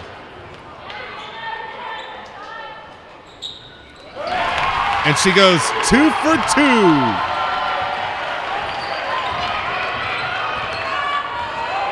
Vogt gives it over to Yoder now. Yoder over to Humphreys for the Swathers. Back over to Vogt. Now over to number 10, Kaiser. That one rolls out of bounds. 1 minute, 3 seconds left to go.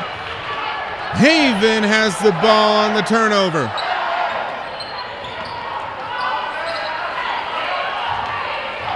One minute left. Paramore now with the ball.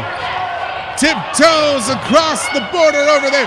Gives it to Madison. Madison does not go for the 3 on that one. Faith Paramore holds it. Passes over to Madison. Madison holds it once again. Gives it over to Yutzi. Now back to Paramore. Paramore letting time tick down. Madison now with the ball. Roper with the ball. Now over to Madison. She's not going to shoot the 3. Normally she would, but they're using up as much time as possible. Foul call. That is going to go to Haven.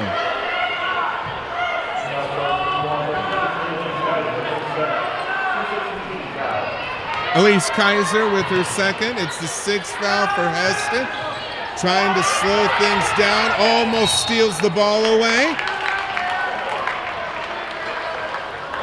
And yes, it's another foul for Kaiser. Her second, and so many seconds on that one. And that puts Haven in the bonus. Faith Paramore gets the first bucket to go in. It is now a 2-possession ball game. The second one does not go in. 4-point ball game. Still enough time to be able to get two buckets here. Timeout called by Hesston.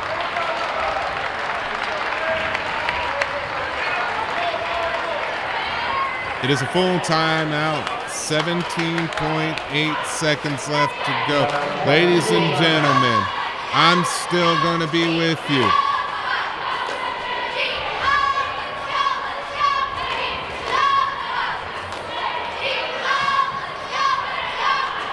This is going to be a finish. This may be a finish to remember.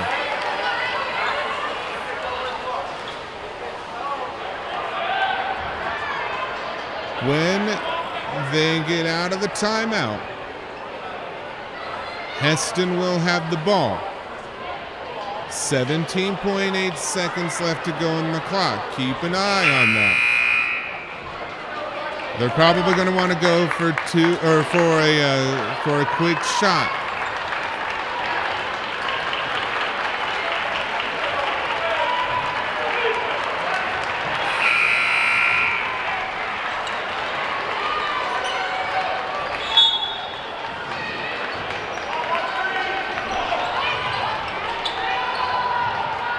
Humphreys now gives it over to Yoder. Yoder over to Vogt for 3 misses. And the important rebound given over to, or taken by Estel. And the foul called.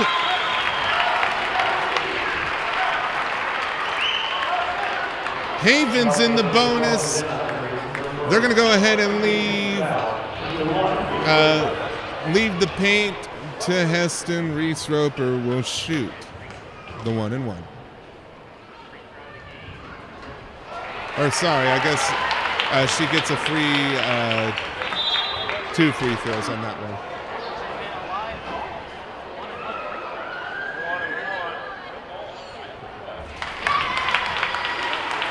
Bit of confusion has set in.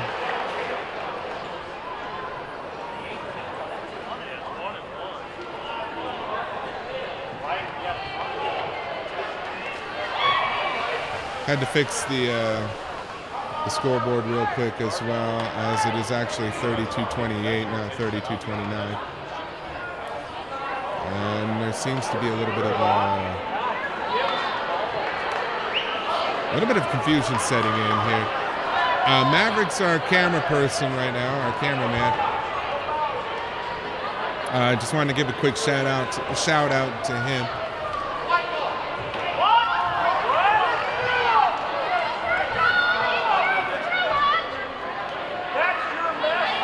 Something happened. Don't know what happened. Haven now has the ball, and here, Maverick. See if you can get the focus over here real quick. We've got the Hesston coach talking to the referee, and I think they got it figured out. All right, we'll go ahead and go back over to the action here. Paramore draws the foul, 1-and-1. 3.9 seconds left to go.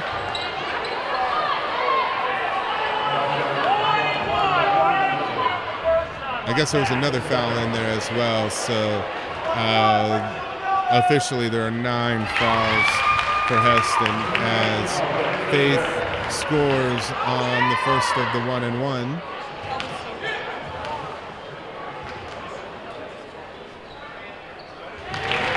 And she goes 2 for 2. And ladies and gentlemen, as I said, they played 3 tough games and 3 tough nights. Took 2 days of rest, came back, and played another tough game and won it. Your Lady Wildcats win it, 34-28. Tired? They don't even know the meaning of the word. Alrighty. 34-28 was the final on that one. That was a good game. And now there's a bit of an award being handed out here in between games here. So we'll go ahead and give way to the PA announcer as we give acknowledgement.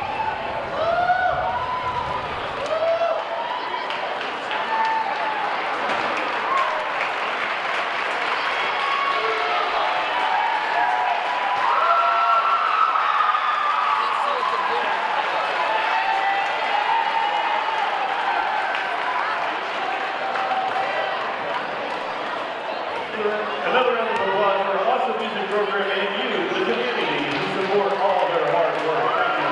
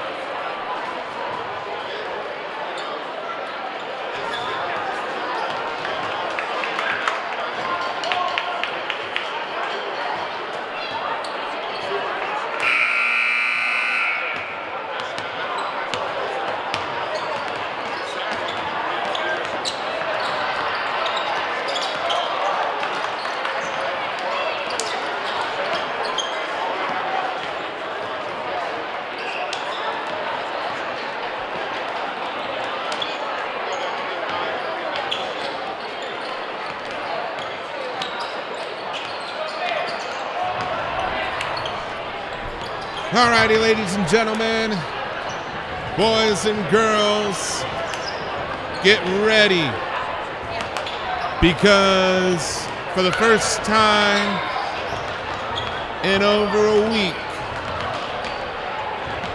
your 2019 Kingman Eagle Classic champions, your 2020 50th Annual Rupp Tournament champions, your currently undefeated Haven Wildcats are taking the floor. Welcome to the Cat's Den.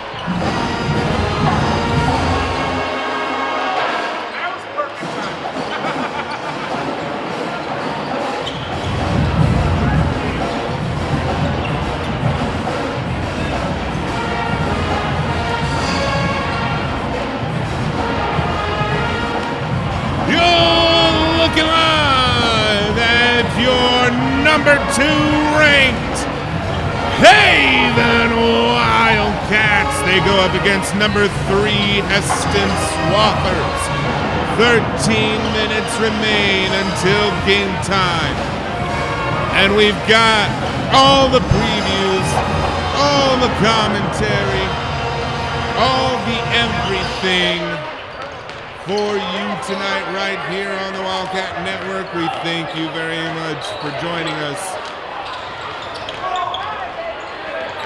It's a wonderful night.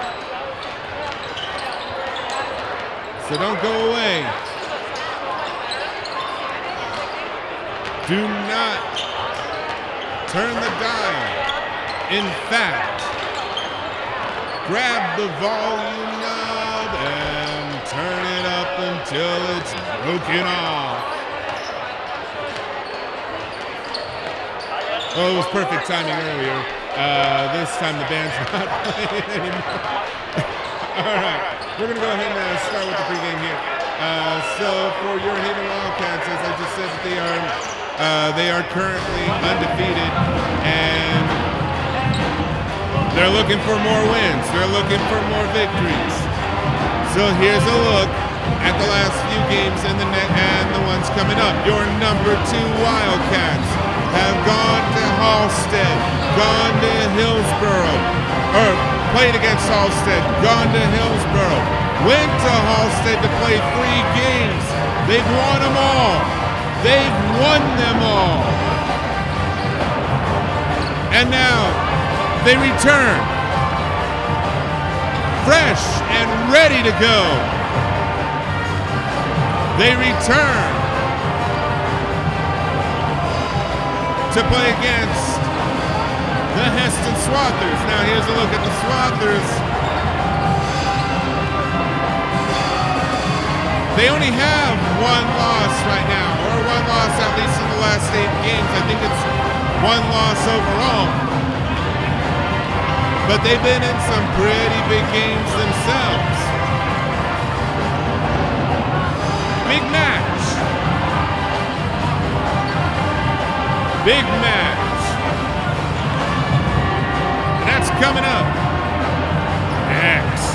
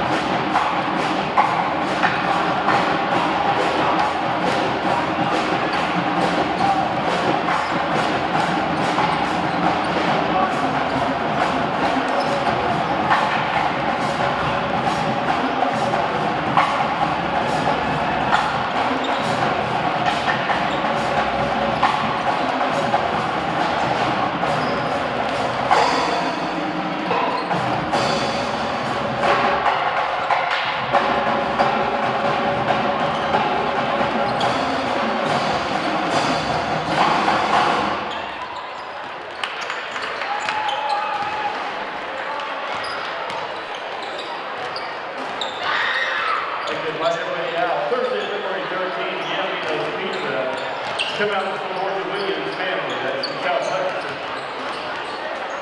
Was reported 6 p.m. dine-in or carry out.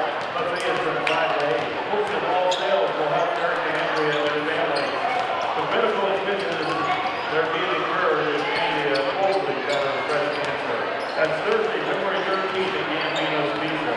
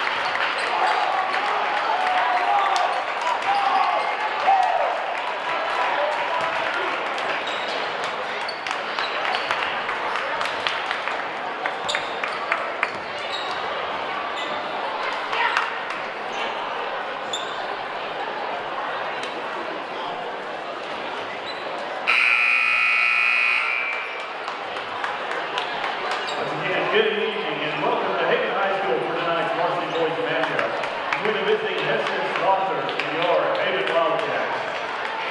And now let's meet the starters for tonight's game in alternating fashion, beginning with the Swathers.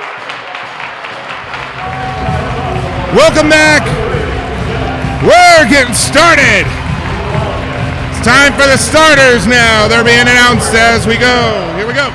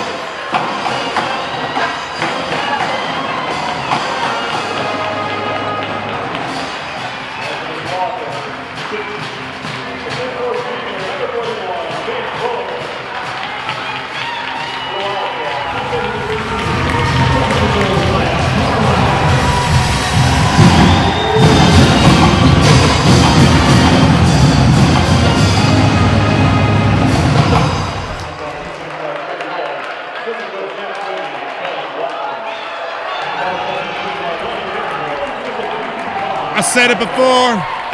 I'll say it again. Ladies and gentlemen, it's game time!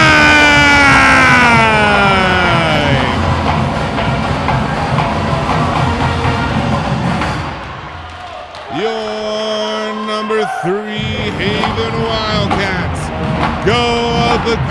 your number 2 Haven Wildcats go up against the number 3 Hesston Swathers. At the center circle right now looks to be number 5, Braden Schilling for the Swathers, who takes center stage. But the big man, Wyatt Carmichael, number 24. And here we go, tip off. Wildcats take the ball. And here's your starting lineup for the Haven Wildcats. As Wyatt Carmichael goes up for 2, that one does go out of bounds. Number 1, Mario Quintero. Number 24, Wyatt Carmichael. And then number 5, Benaiah Yoder. Number 11, Darby Roper. Number 15, Zane Jacquez. All right, we are started. We've already gone through one shot. Nothing happening. Still 0-0 ball game here. Hesston now with the basketball. They are in the black. Haven in white. Number 14 with the 3, Benaiah Yoder on defense there. They get the Hesston gets the first 3 of the night, and I believe that was Kason Richardson that got that one. All right, Benaiah Yoder now passes it over to Super Mario Quintero. Mario now gives it back over to Benaiah Yoder, over to Zane Jacquez, now over to Wyatt Carmichael, sends it. Nobody's home. Not much you can do there. Turnover by Haven. We're just now getting started on this one.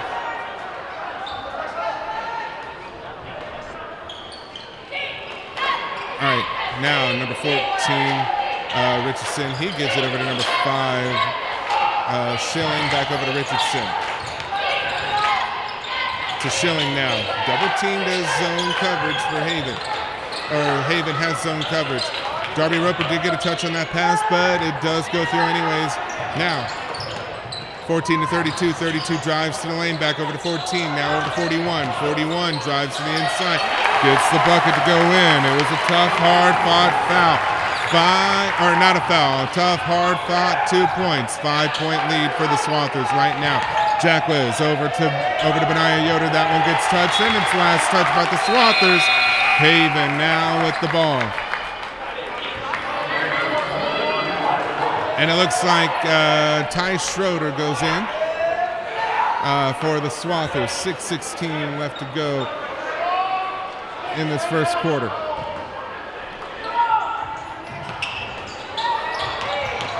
Mario Quintero, that one got blocked away. And now number 41 passes it over to number 14, Richardson. Richardson trying to get the ball.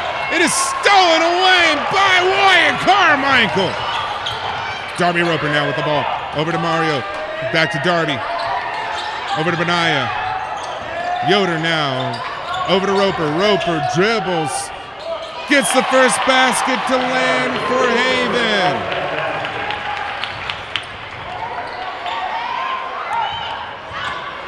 Now the Swathers with a 2-point lead here. Number 34 misses on the 3-point shot. Wyatt Carmichael picks up on the rebound. Now Darby Roper with the ball. Almost got caught on his legs on that one there. Roper going around, driving to the paint, gets stolen away by number 2, Ty Schroeder. And that was a walk. Yes. Call your travel agents if you're traveling.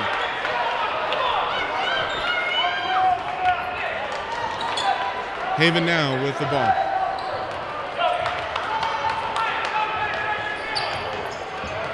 Darby Roper, shout out to all the Ropers watching in Oklahoma. Mario Quintero tries to send that over to Wyatt Carmichael. Looks like it was last touched by Carmichael himself.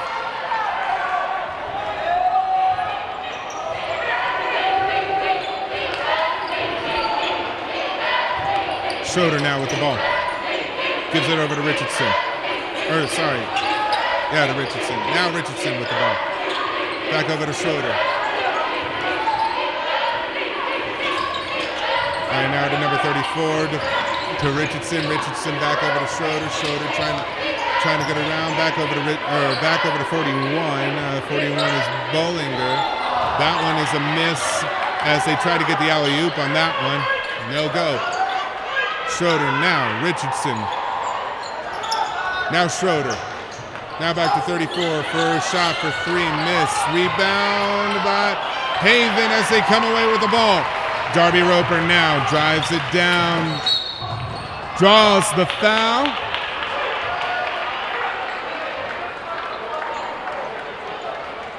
And I believe it was a foul on the floor.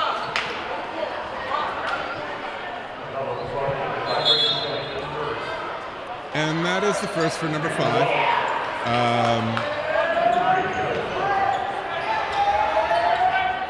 Braden Schilling. That is also Heston's first foul on the night. All right. Carmichael now with the ball. Gives it over to... Sorry, I missed that. That was a three-pointer. And Haven now has tied the ball back up. Skylar Singleton now on his man. Schroeder over to Richardson. Richardson now. 41. Loses the ball. No, it was tipped. Last touched by Haven.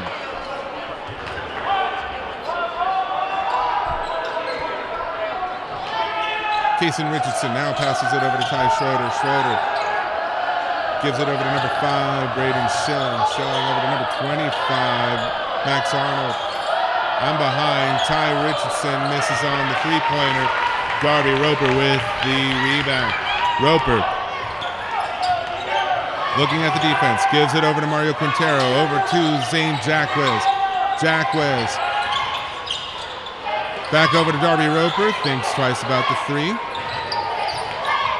Now drives it into the lane. Goes for two. Gets it to sink in there. 2-point lead for your Wildcats. Less than 3 minutes to go in the first quarter. Number 41 now for the Swathers. Blocked by Zane Jacquez.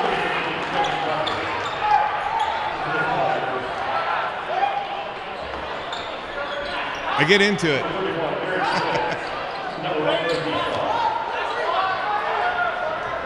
All right, that went out via the block.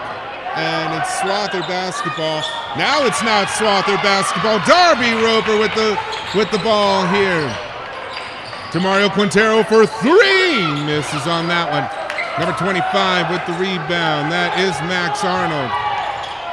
Now he gives it over to Richardson. Richardson looking.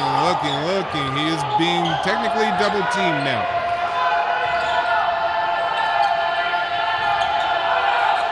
Back over to Richardson. He does not control it. Tiptoes is Darby Roper, but he does go out of bounds.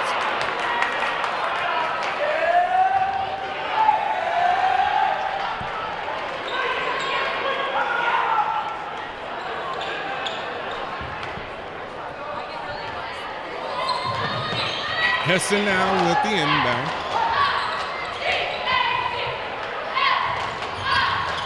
Number 32 with the ball, passes it over to number 25, over to number 14. Richardson misses. That was off center, and it's rebounded by Wyatt Carmichael. Now it's over to Darby Roper. We saw two other Ropers tonight. They won earlier. Will we have a third Roper winning? Roper goes into the basket, gets two out of it. 4-point lead for your Haven Wildcats.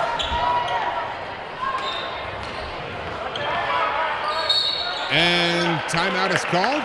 Yes, I believe so. Yes, it is. 30-second timeout. 1 minute, 27 seconds left to go in the first quarter. We're going to take a quick break as well. You're watching the Wildcat Network.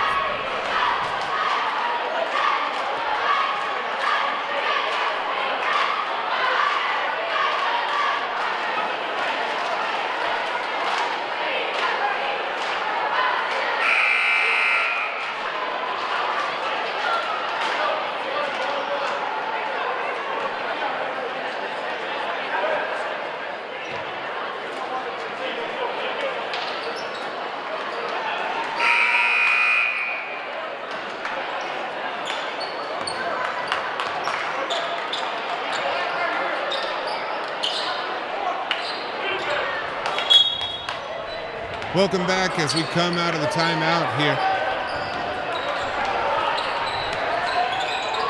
Haven with the early lead right now. Number 25, Max Arnold, dribbling, looking, finds Richardson. Richardson back over to Arnold, down to number 4, who's down in the post. Shoots the 2, misses the 2, but they get a second chance anyways and got the 2 on that one. 9-7. Jake Proctor is the one that is number 4 there.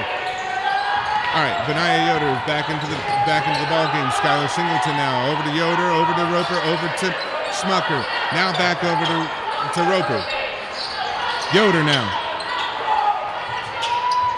Haven now driving is Clay Schmucker, gets his own rebound. Goes back up, nothing on the second try, and now Jake Proctor has the ball. Gives it up to 14, now over to 32, back over to Proctor, back over to Richardson. Richardson for the pull-up J, misses on that one. Haven with the rebound as Clay Schmucker gets the ball, gives it over to Darby Roper. 20 seconds left to go in the first quarter. Roper happy to use up time. Clay Schmucker back to Roper. They're going to leave it for the last shot. Darby Roper, foul called on the floor. It is going to go to Haven. The foul is on 25, Max Arnold. That is his first foul of the night. That is Hesston's second foul in the half.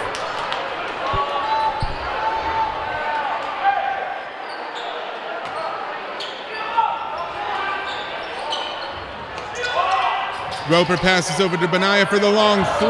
Misses on that one. That's it for the first quarter. Your Haven Wildcats lead it 9-7. Thanks to baskets by Darby Roper. That's really the only one that I see here. I know that there's been a few more. I think Wyatt Carmichael also had a few as well. I have a view of the scoreboard with the players on the court, and I can see like how many points they have. Problem is that for us, it's completely blocked by the basket. All right. Getting ready for the second quarter of play here. Haven leads it 9-7.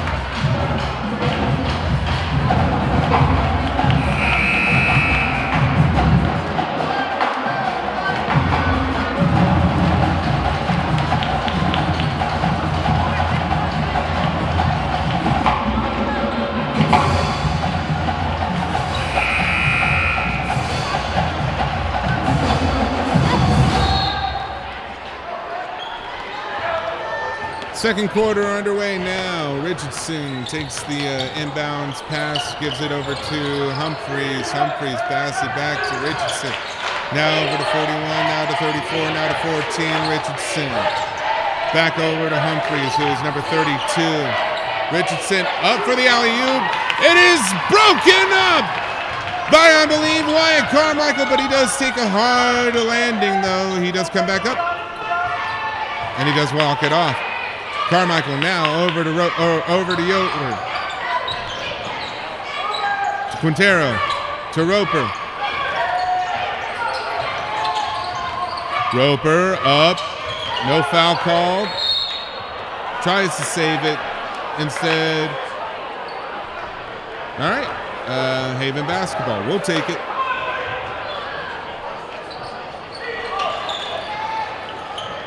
All right, Benaya Yoder now with the ball.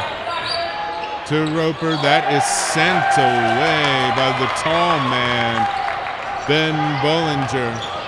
Number 5 now with the 2-point bucket on that one. That ties the ball game up and does not send us to the wrong thing here. All right, there we go. Got that fixed.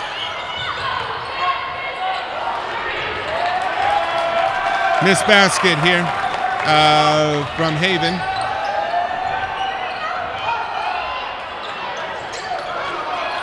All right, number 32 now. Humphreys, Jackson Humphreys passes it over to Richardson, and don't know where that one was going. Probably tried to send the ball to Miami where it's nice and warm.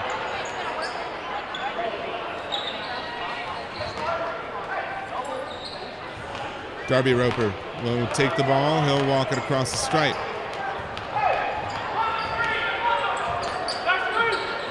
Number 5, Benaya Yoder over to Zane Jackwes, number 15. Number 11 now, Darby Roper back over to Yoder. Carmichael sends it back to Roper. Roper looking, goes for the 2. Gets that one to go in. 11-9, Haven with the lead. Doing a light press now, Haven. Number 41 trying to look around. 3 defenders, couldn't be able to do it. Gets it back again, goes up, blocked! And I may be wrong. Maybe my glasses are fogging up.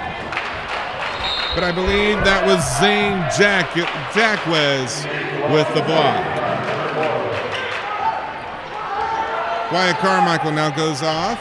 And in comes Barlow, Hunter Barlow. And now the Swathers start the play back up again. Almost a steal there, and Richardson gets a 2-pointer to go in on that one. 11-11. Folks, I told you this was going to be a close game. Number 2 versus number 3. Mario Quintero for the pull-up jumper. Gets his own, rebound back, and now they reset. Darby Roper. Over to Jackwes for 3. Misses off the iron on that one. Goes out of bounds. Haven basketball.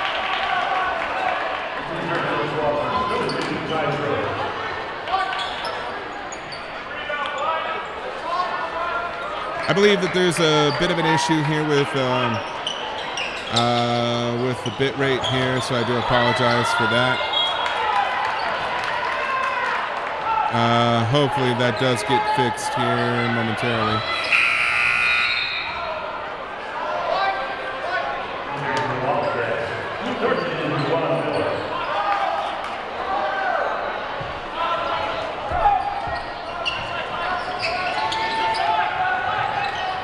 Wildcats now inbound the ball back. Benaya Yoder with the ball. Sends it over to Zane Jackwes. Travel on the floor.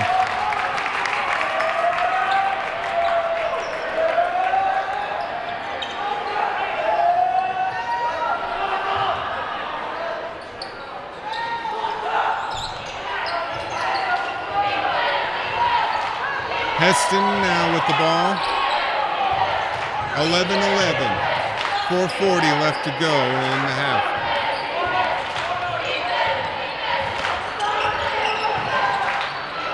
Schroeder gives it to Richardson for 3. That bounces out. Schroeder gets it back. That doesn't go in. And Zane Jackwes with the rebound. Quintero. Jackwes. Quintero for 3.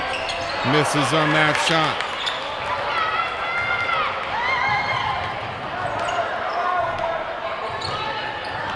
Number 14 now over to number 34. All the way down to number 2, back up to Richardson, who is number 14. He goes up for 2, gets 2.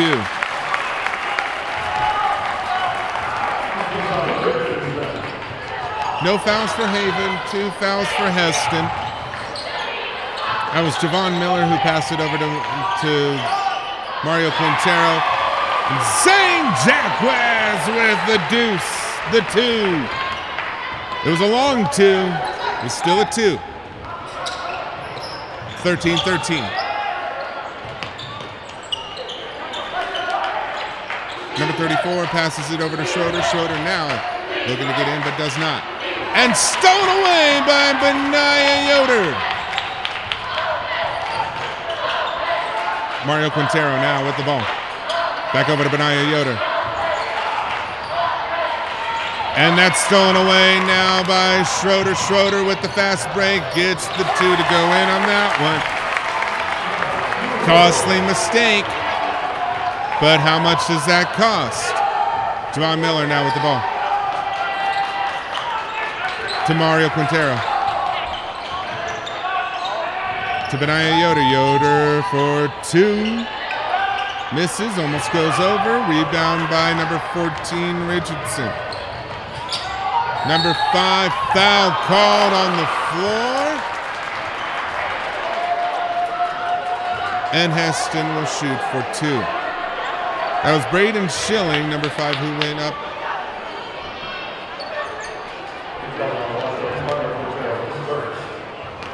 First foul. And I believe that was Hunter Barlow who committed the foul. First one's a miss.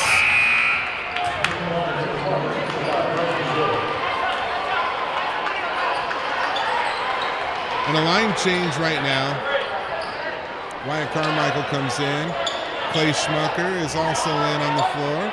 Skylar Shingleton, Javon Miller, and Darby Roper are your Wildcat 5. Second one's also a miss. Out of bounds, last touch by the Swathers.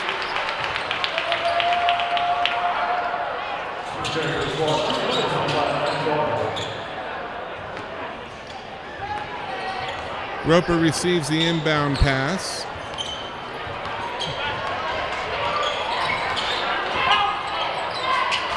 Gives it over to Javon Miller, back over to Darby Roper. Roper, back over to Miller. Miller to Roper. All the way down to Shingleton. Back up to Roper. To Schmucker. To Miller. To Shingleton.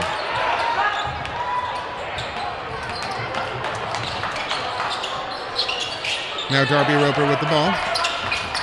Tries to drive around 3 defenders. Almost gets one to go in, but does not.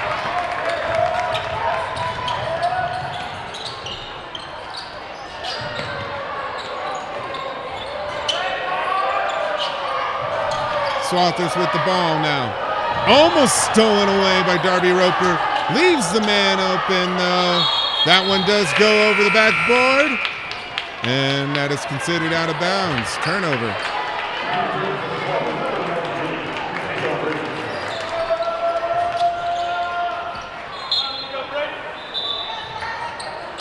And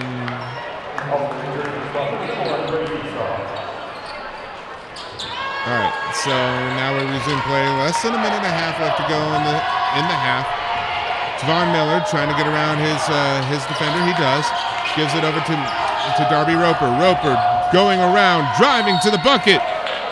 Draws the foul, gets to shoot 2 at the stripe. And that was a foul called on Jackson Humphreys. That is his first. That is Hesston's 3rd on the night.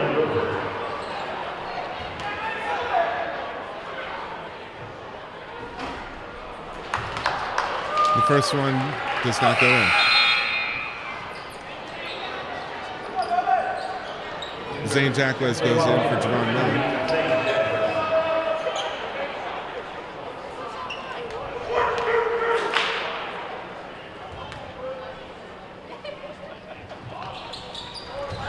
The second one for Roper goes in. Swathers now with the basketball. 1:10 left to go in the half. 1 point ball game. 41 over to number 4. Number 4 is Jake Proctor. He passes it over to Richardson and back over to Proctor. Proctor now to 32, who is Jackson Humphreys. He gets it poked away. And in the scrum, the Swathers get the ball back. Now it's number 1, Braden Esau. And now the Swathers will take their time. Humphreys for 3. Gets that one to go in. 18-14, 35 seconds left to go in the half. Carmichael gives it to Jacquez, who gives it to Roper.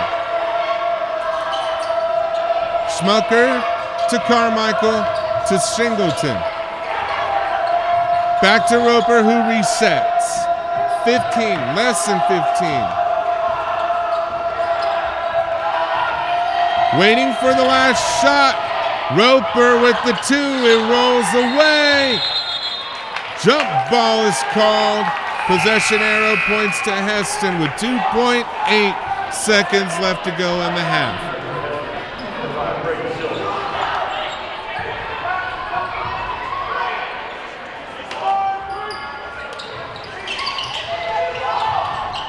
And that one gets poked away.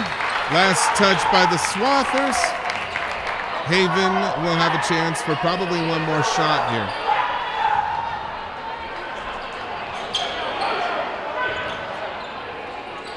Roper to Jacquez. Not enough time on that one. It's a 4-point ball game. Hesston leads it 18-14. We'll go ahead and reset.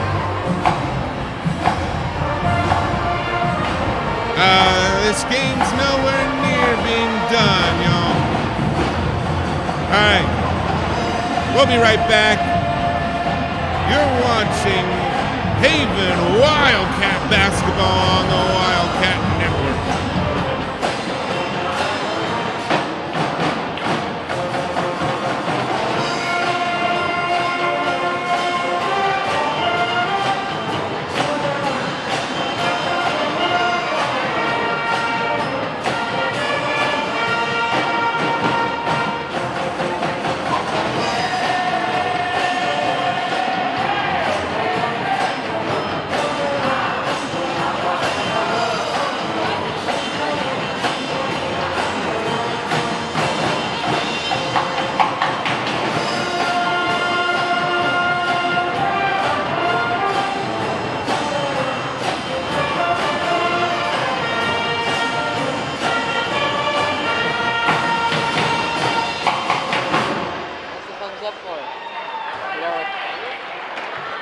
I'm doing good, yeah. I'm fine.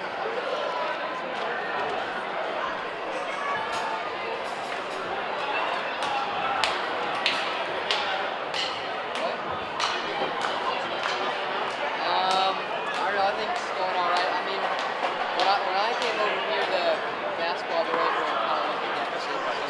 So, I don't know, we'll see.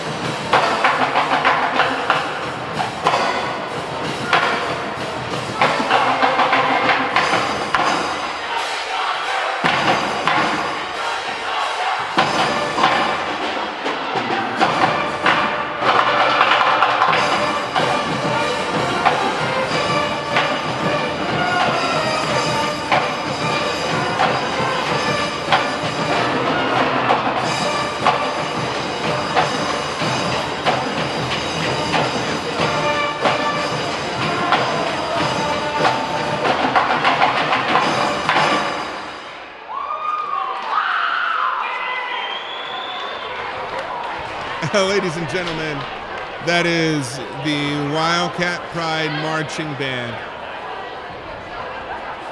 All right. We have about 6:20 left to go in halftime here. Right now, they are honoring the tournament champions. So I'll go ahead and let you guys listen to that.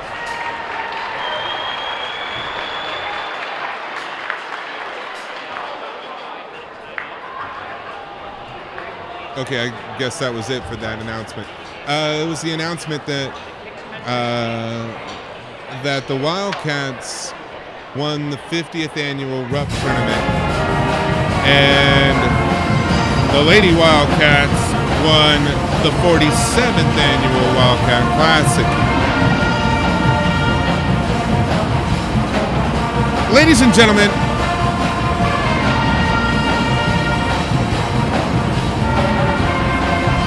I know I've pushed for this throughout the entire Wildcat Classic, but I do want to let you guys know that the Wildcat Network is completely supported by by Haven High School and USD 312. We show off everything that we show off what we can film. Which at this moment, I mean, it is a lot of the live streams, and it is also the podcast. I don't know if you can be able to hear hear me over the video.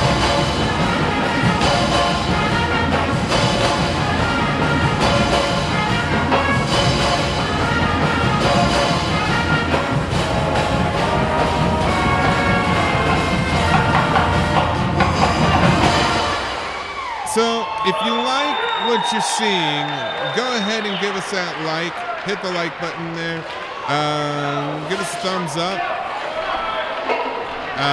Because then we can go ahead and notify you guys of the podcast. Bit of an echo on this one here. But our next podcast will be with Travis Moore and Joel Montez. Joel Montez is the director of the band here at Haven High School, and Travis Moore is the principal here at Haven High School. They'll both be on the podcast. From what I gather, it's going to be pretty hot, maybe a little bit spicy, definitely very saucy. All right.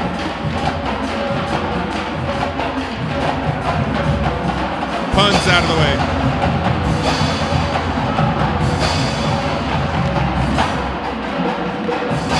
If you're inclined to, go ahead and jump up and yell, "We are Haven P" here in a few moments.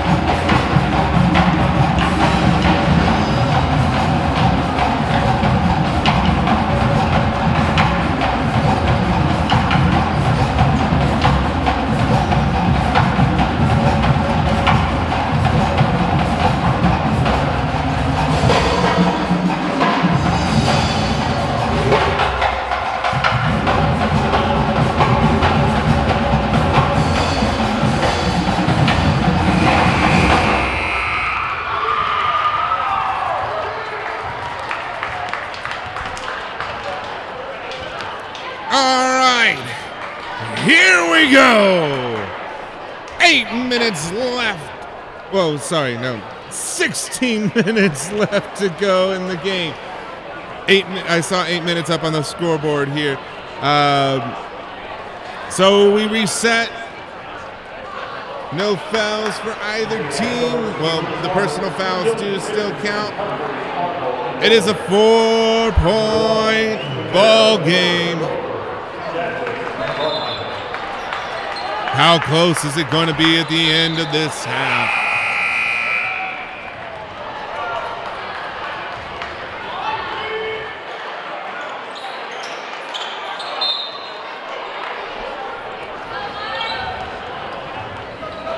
Hesston now takes the ball out to start the second half.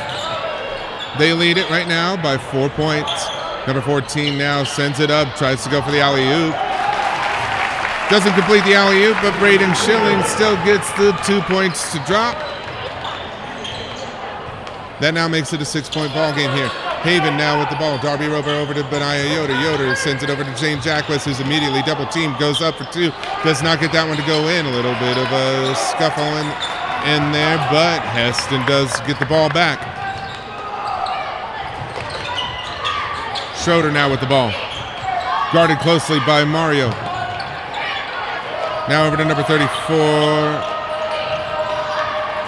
Arnold, 32, almost loses the ball. Schroeder gets a 3-pointer. Left unattended on that one. Mario Quintero tries to go around. Shooting foul. He draws the foul. He'll go to the line to shoot 2 free throws. Foul called on number 34. Nick Arnold. That's his first foul in the game.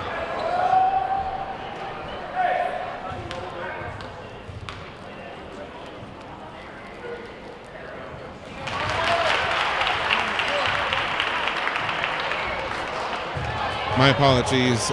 What I thought was a 3 earlier was actually a 2. Mario Quintero with the first free throw made.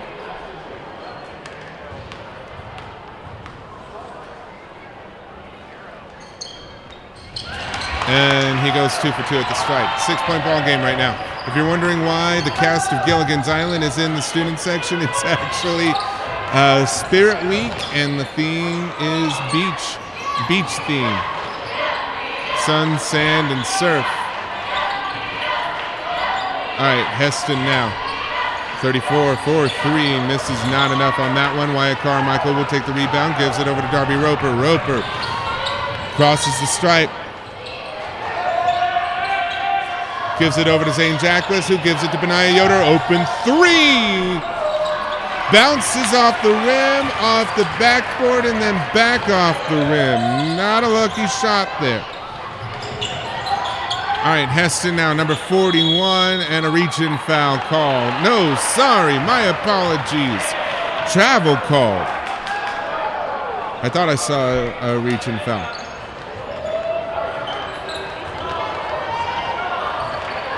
Darby Roper now with the ball. Kason Richardson defending.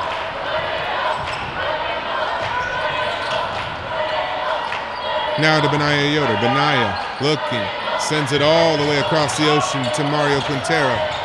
Quintero to Roper to Yoder. Back to Quintero. Now to Jackwez. Jackwez tries to drive it. Sends it over to Mario Quintero, who volleyball passes it to Yoder. Carmichael for 2. Rolls out. 22-16. Now it's number 32, Jackson Humphreys. He passes it out to number 41, Ben Bollinger. Now, Braden Schilling with the ball, sends it all the way over to Richardson. Richardson for 3, misses on that one. Darby Roper now with the rebound, runs with the ball, tries to go up, draws the foul, and he will take a trip to the stripe.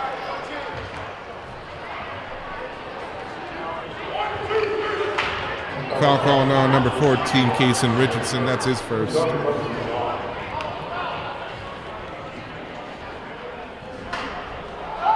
Darby Roper's first one does not go in.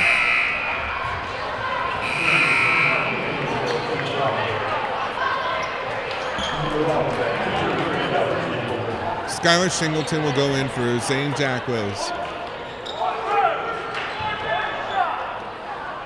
All the way in the back right now is Mario Quintero and Benaya Yoder. Second basket does not go in. The Swathers now with the ball as Richardson drives it across the line. Sends it over to 32, thinks twice about the three. Goes to 4-14 now. Richardson with the ball. Over to 5, who sends it up for the prayer, does not go in. That was Braden Schilling. Darby Roper now with the ball. Foul called. And the coach, Greg Raleigh, yelling at his players, the coach for Hesston. Foul called on number 41. Ben Bollinger, that's his first. Just like that, 3 fouls in less than 4 minutes. Carmichael almost loses it. He keeps it and gives it over to Benaya Yoder. Now over to Darby Roper. Roper tries to dance around 2 defenders. Over to Skylar Shingleton. Shingleton drives to the hoop. Gets that one to go in. 18-22, 4:24 in the third. Number 4 now gets the ball to 41 with the pull-up jumper. He gets the 2 to answer back. That is Ben Bollinger. Carmichael, Yoder, Roper, Shingleton. Letting the play develop here. Now he resets, goes back and forth. Gives it over to Quintero. And now it's back over to Darby Roper, who resets and is listening to Coach Lonnie Paramore. Shingleton now. Roper now. Over to Quintero for the 3! The off-balance 3 sends Haven within 3. And that one gets tipped, goes out of bounds. It will be Swather basketball. Benaya Yoder goes out. Zane Jackwes goes in. And then we have a couple Swathers that go out. I'll get names here in a moment. It looks like Richardson's still in, 34. Nick Arnold came in. And then you have number 5, number 2. Nuttridge just batted away. And I think there was there a call for a kickball? I believe so.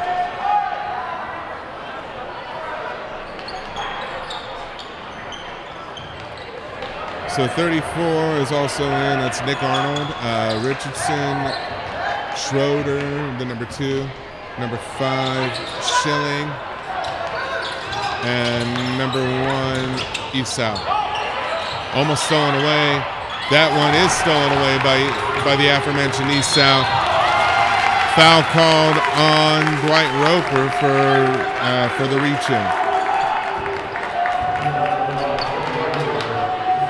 Sorry, I said Dwight. Darby Roper. That's his first. That's the first for Haven in the half. Richardson, Kaysen Richardson now with the ball. Goes out of bounds. Last touch by Haven. 2:51 left to go in the third quarter. 3-point ball game.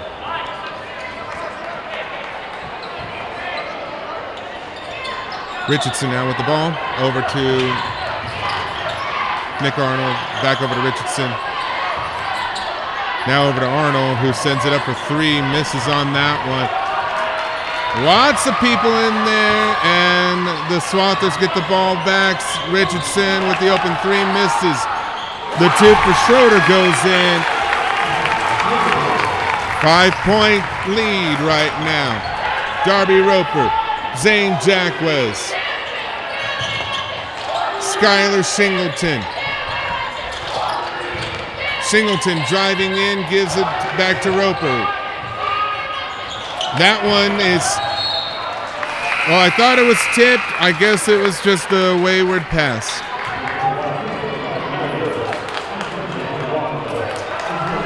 I can't quite see it. I have a monitor in my way over here, and I was looking at the court. So my apologies on that one. All right, Hesston now with the ball. Richardson driving, blocked by Wyatt Carmichael.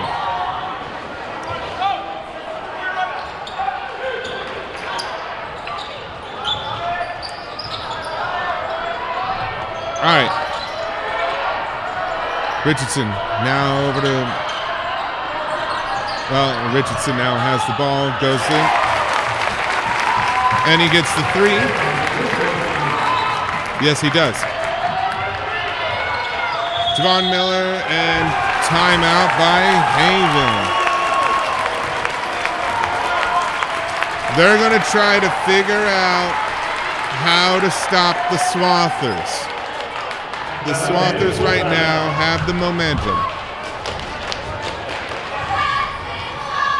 Got to see what Lonnie Paramore is saying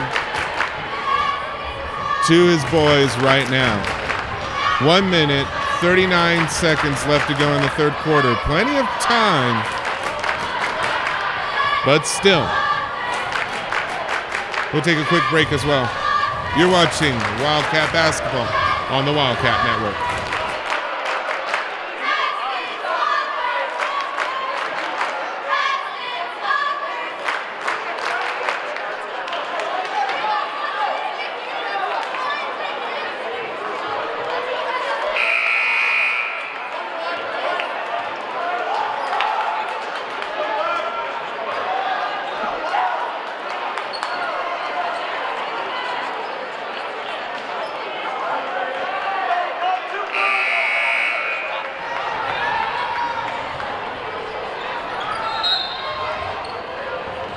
All right, inbound, and Haven gets the ball here with Javon Miller now on the number 10. Trying to get around two defenders here, tries to go around, wayward pass, and it is Swather basketball.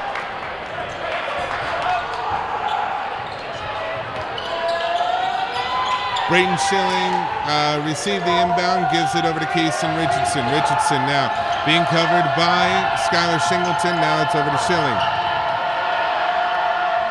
Back to Richardson. Now over to number 41 as he drives. Don't know how that's not a travel, but still. And now Jacquez with the ball. To Javon Miller. Now over to Benaiah Yoder, and then it's Skylar Shingleton, back over to Miller, back over to Yoder, to Carmichael!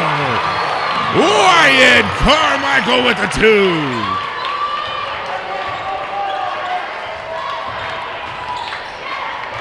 Schroeder gives it over to Schilling, and they get the two of their own. 31-23, 8 points. Separates the two teams. Skylar Singleton needing help, gets it from Zane Jacquez. Jacquez tries to go underneath the basket to Benaiah Yoder for the open three. Misses on that one. And the Swathers get the ball back.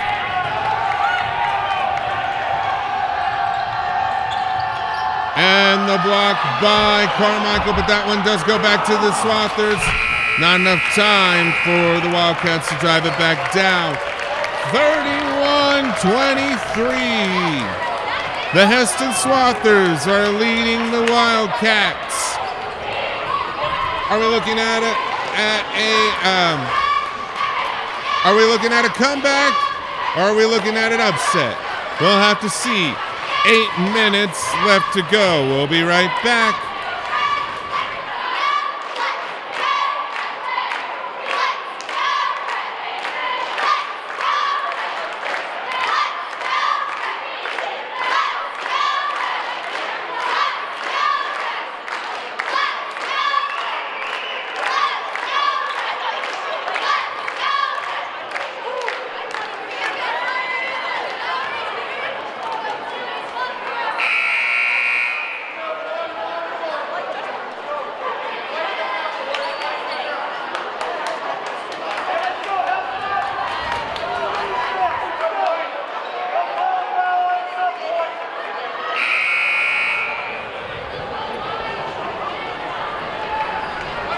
Plenty of time for a comeback.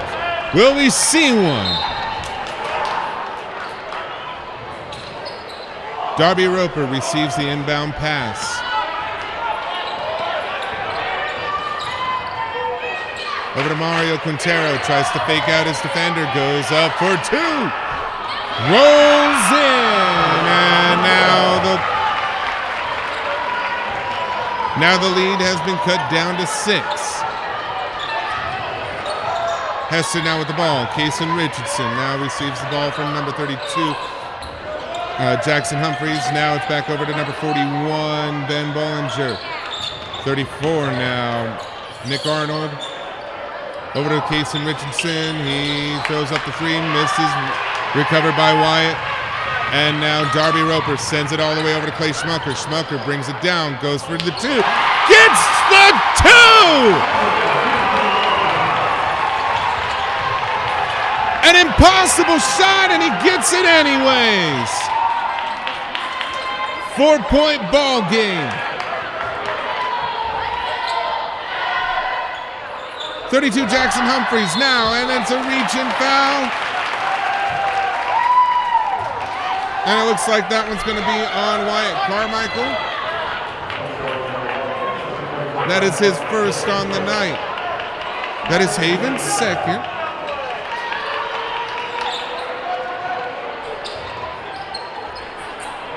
And now the Swathers with the ball. They're giving number 32 room here, and that one was tipped, but they still have the ball. And a shooting foul. And Kason Richardson will now go to the stripe to shoot 2 free throws.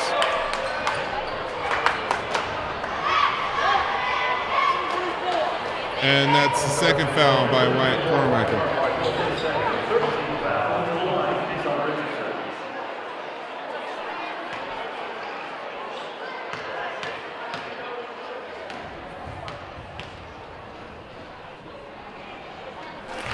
Richardson makes the first.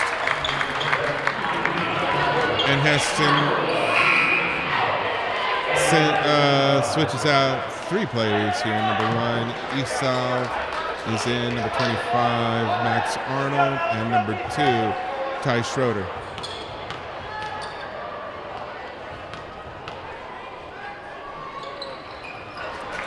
And Richardson makes the second one. Back to a 6-point ball game. Plenty of time left to go. Darby Roper directing traffic. Clay Schmucker now. Back over to Roper. Tipped away as the pass was going to Carmichael. Roper has to send the body in, gets the foul.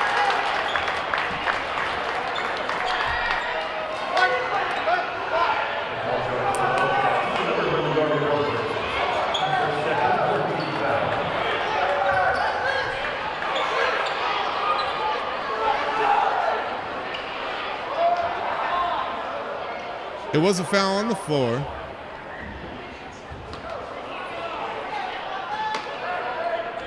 And now Hesston will have the ball on the inbound. Mario almost gets a hand on it. And that one goes all the way to the man in the yellow. Congratulations. All right. Clay Schmucker now inbounds it over to Darby Roper. Roper taking his time for a little bit. Still 6 minutes left to go in regulation. Roper gives it over to Wyatt Carmichael. He gets the 2 to go in.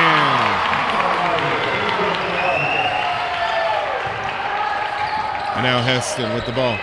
Over to Schroeder. Now over to number 25, Max Arnold. Now it's over to number 14, Richardson. Back to Arnold.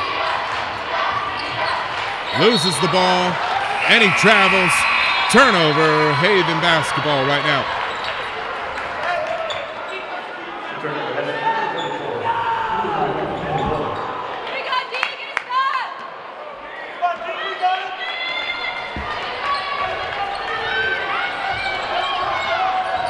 .5:30 left to go in the game. Roper sends it over to Zane Jackless, who just comes onto the floor. Roper now has the ball back. Darby Roper drives to the paint, Gets one to go up, but does not go in. Now, it is number 25, Max Arnold, who has the ball. Gives it over to Kayshawn Richardson. Back over to Arnold. To Richardson. Now down to Schroeder. To Schilling, now to Richardson. Now up to Schroeder as there's a collision, and it's a foul on Hesston. And that was on Kayshawn Richardson. That's his second foul on the night. We are even 4 fouls apiece. Less than 5 minutes left to go in the game.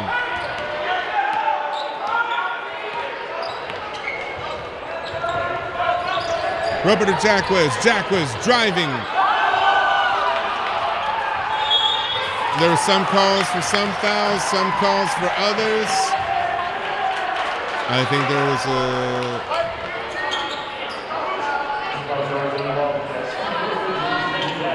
foul called on Zane Jacquez on that one. Esau now with the ball. Roper defending. Down to the inside. Blocked! But a foul call.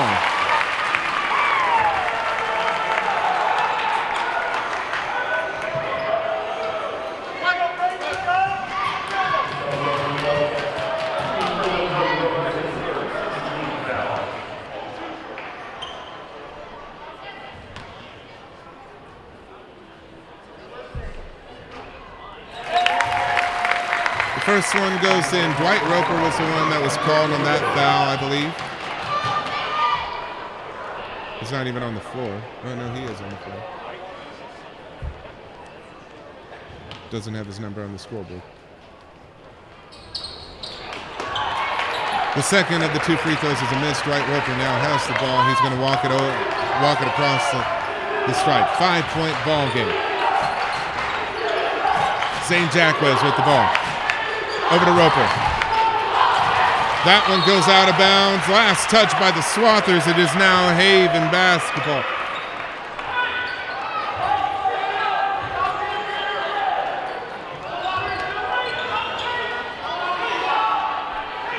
Darby Roper gives it over to Mario Quintero. Quintero trying to create separation. Goes for 2. Misses on that one. St. Jacquez with the rebound. Out of bounds. Last touch by the Swathers.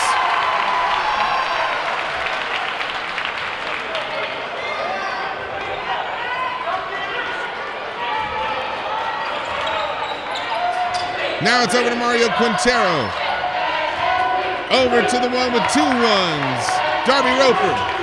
Back over to Mario Quintero. Timeout called by Lonnie Paramore and the Wildcats.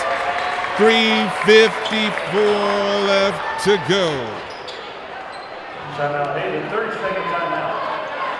It is a 30-second timeout. We'll take a quick 30-second breather as well. You're watching the Wildcat Network.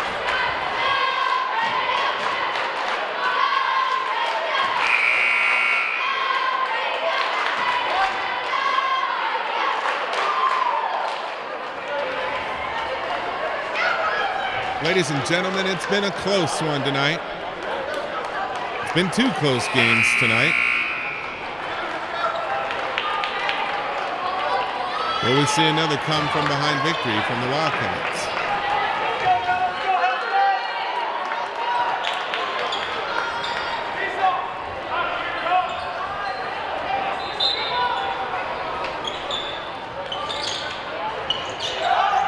Roper sends it all the way over to Carmichael. Foul called, though. And that was on number 41, Ben Bollinger. That is his second. And they're 2 away from the double, or from the bonus, sorry. Roper sends it all the way over to Mario Quintero. Quintero now back over to Roper, who sends it to Jacquez for 3. That goes in and out, does not stay in. Swathers with the rebound. Driving it. Richardson now over to 41. Ben Bollinger.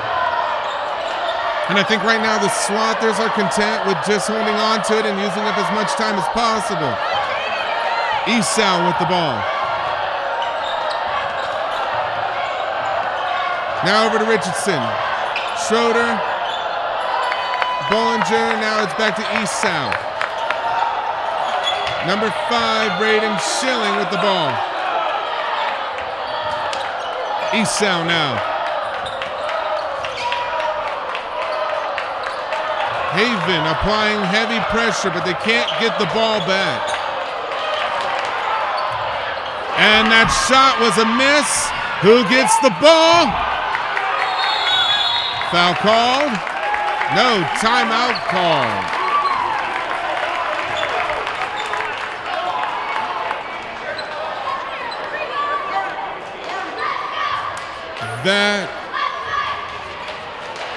That series there was exactly what the Swathers wanted. Use up as much time as possible. Do not give Haven the opportunity. The thing is that can you have a 3-minute possession?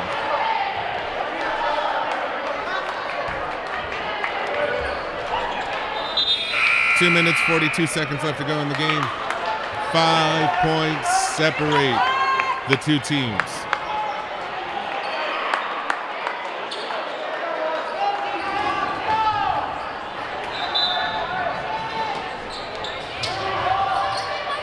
All right, now Schilling with the ball.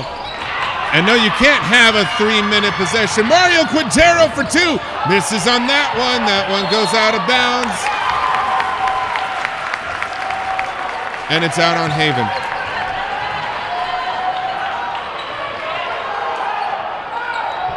They got to press. The Wildcats, you have to feel they have to press. Esau now with the ball with the direct line to the basket. Shoots the 2, misses. Carmichael with the ball sends it over to Darby Roper. 2:20 left to go in the game. Roper over to Jacquez, over to Mario Quintero. There's still plenty of time for 5 points. Timeout called by the Wildcats.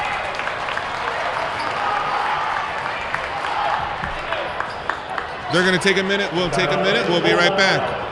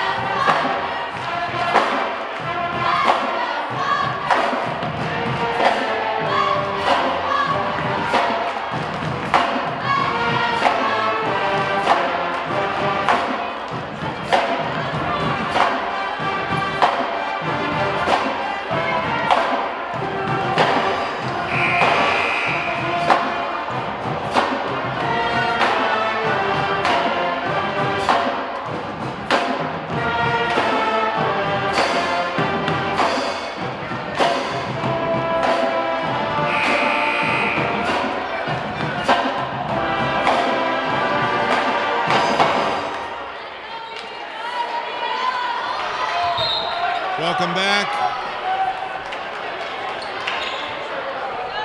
It's a close one, guys.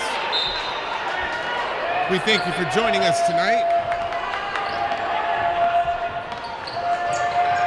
Darby Roper with the inbound. He gives it over to Yoder. And right now it's Mario Quintero who has the ball. Sends it over to Roper. Roper trying to get around 2 defenders. Now it's Quintero with the ball. Yoder now with the ball. Quintero for 3. Misses on that one. Yoder retrieves it. Darby Roper tries to drive. Gets it stolen away from him.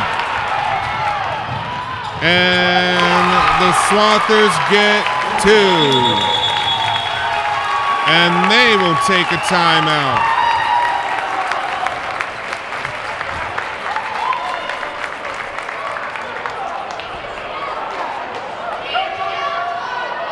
And it looks like they're taking a full timeout as well. So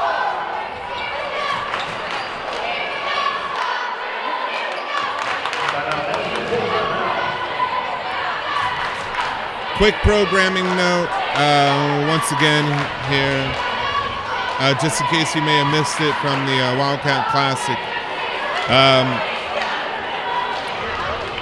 We will have the Haven versus Pratt games this Thursday. We will show the coronation of the homecoming king and queen.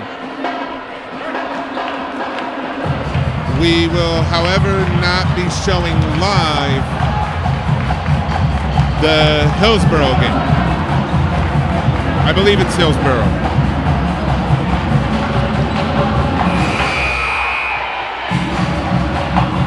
I'm double checking here real quick.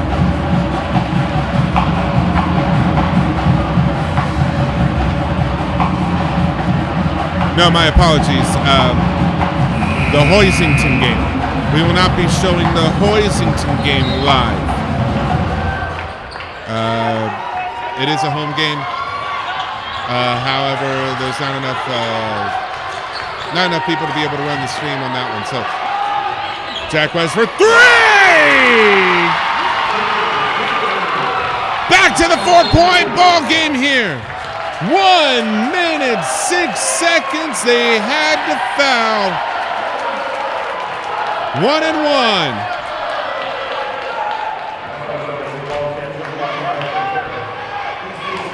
Hesston is now in the bonus.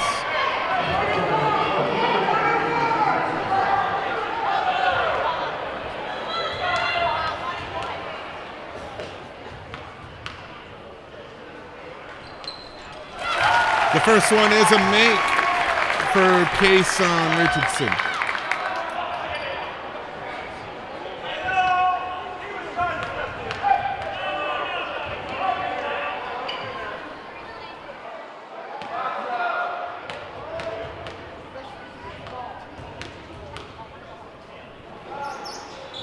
The second one rolls out, 5 points separating the two teams, 1 minute left.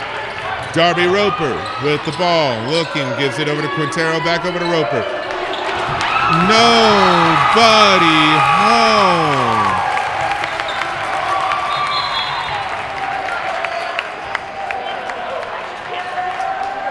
Costly mistakes. Costly turnovers. That's got to be the name of the game when you get to this point in the game. 55 seconds left, still enough for 5 points. And a foul.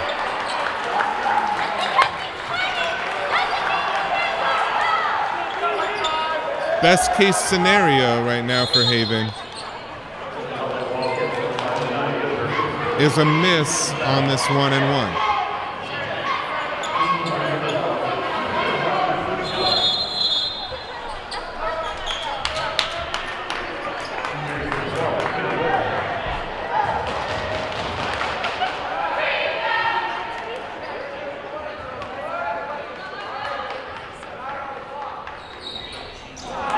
And Haven gets the gift right here. They need to be able to score. It is a 5-point ball game right now. Up and in it goes! Darby Roper. Now the foul. They have to foul. They get the foul. 3-point ball game.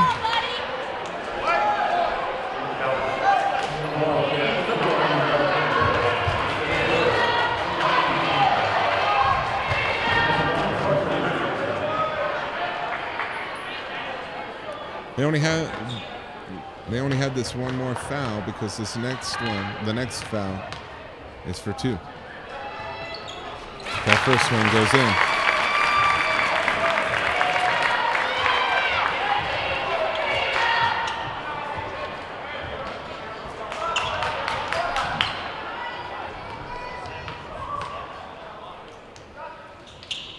second one also goes in.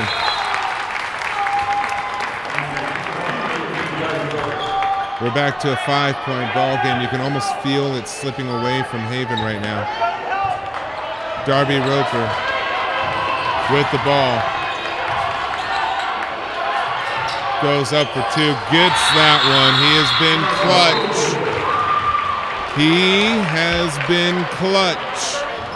Timeout called by Haven.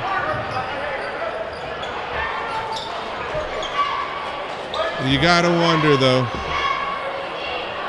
do they have enough? It's a 3-point ball game.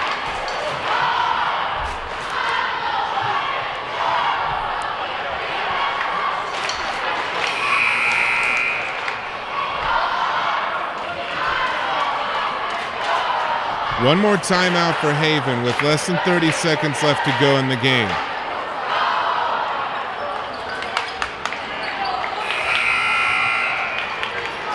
They cannot have another sequence where they don't get the ball for almost 30 seconds. Swathers now, Haven fouls.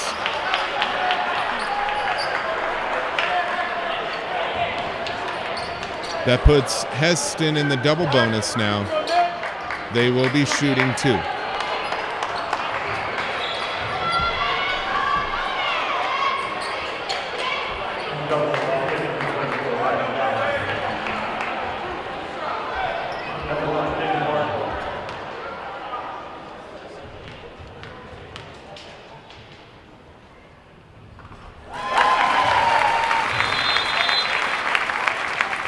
The first one rattles into the basket.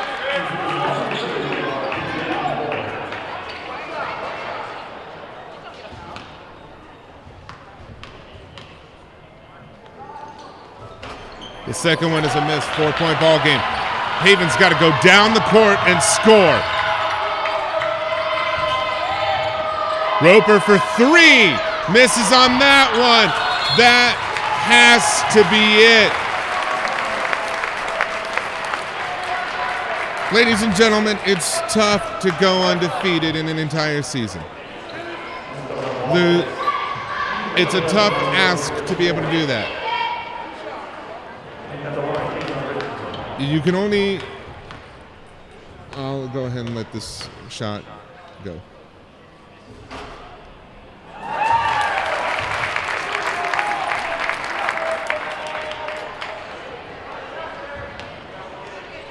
You can only think that right now the pressure is off.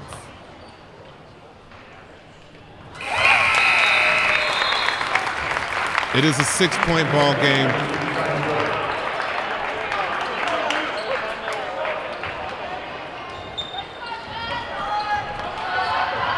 Haven now.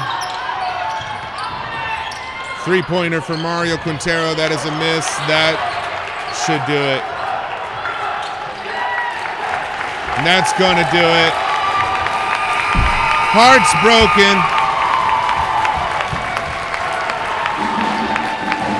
As the clock strikes zero, as somebody back here just kicked the bleachers and knocked over my camera. The clock strikes zero. Ladies and gentlemen, we had a split tonight. The Lady Wildcats continue with momentum. They took home the victory tonight. The Wildcats, a hard-fought, valiant effort tonight against the Hesston Swathers. But ultimately, I mean, they took their first loss tonight. As I said, I think maybe that will now take the pressure off for the rest of this season. Get the first loss out of the way, and now you've got the rest of this stretch to really push and push and push. All right, ladies and gentlemen, I've been your announcer, Paul Clements, on behalf of Haven Public Schools, USD 312. the superintendent, Clark Weedle, principal of Haven High School, Travis Moore, and vice principal / athletic or activities director, Jared Kirkpatrick. Also on behalf of our cameraman, Maverick Lane. Sorry, I almost flubbed on the name there. I am Paul Clements. Hey guys, some nights you win, some nights you don't. You take it all in stride. That says the next game is on Tuesday, December 17th. I've got to update that one of these days. Next game will be on Thursday. It's going to be against Pratt. It is the homecoming game that did not happen yet.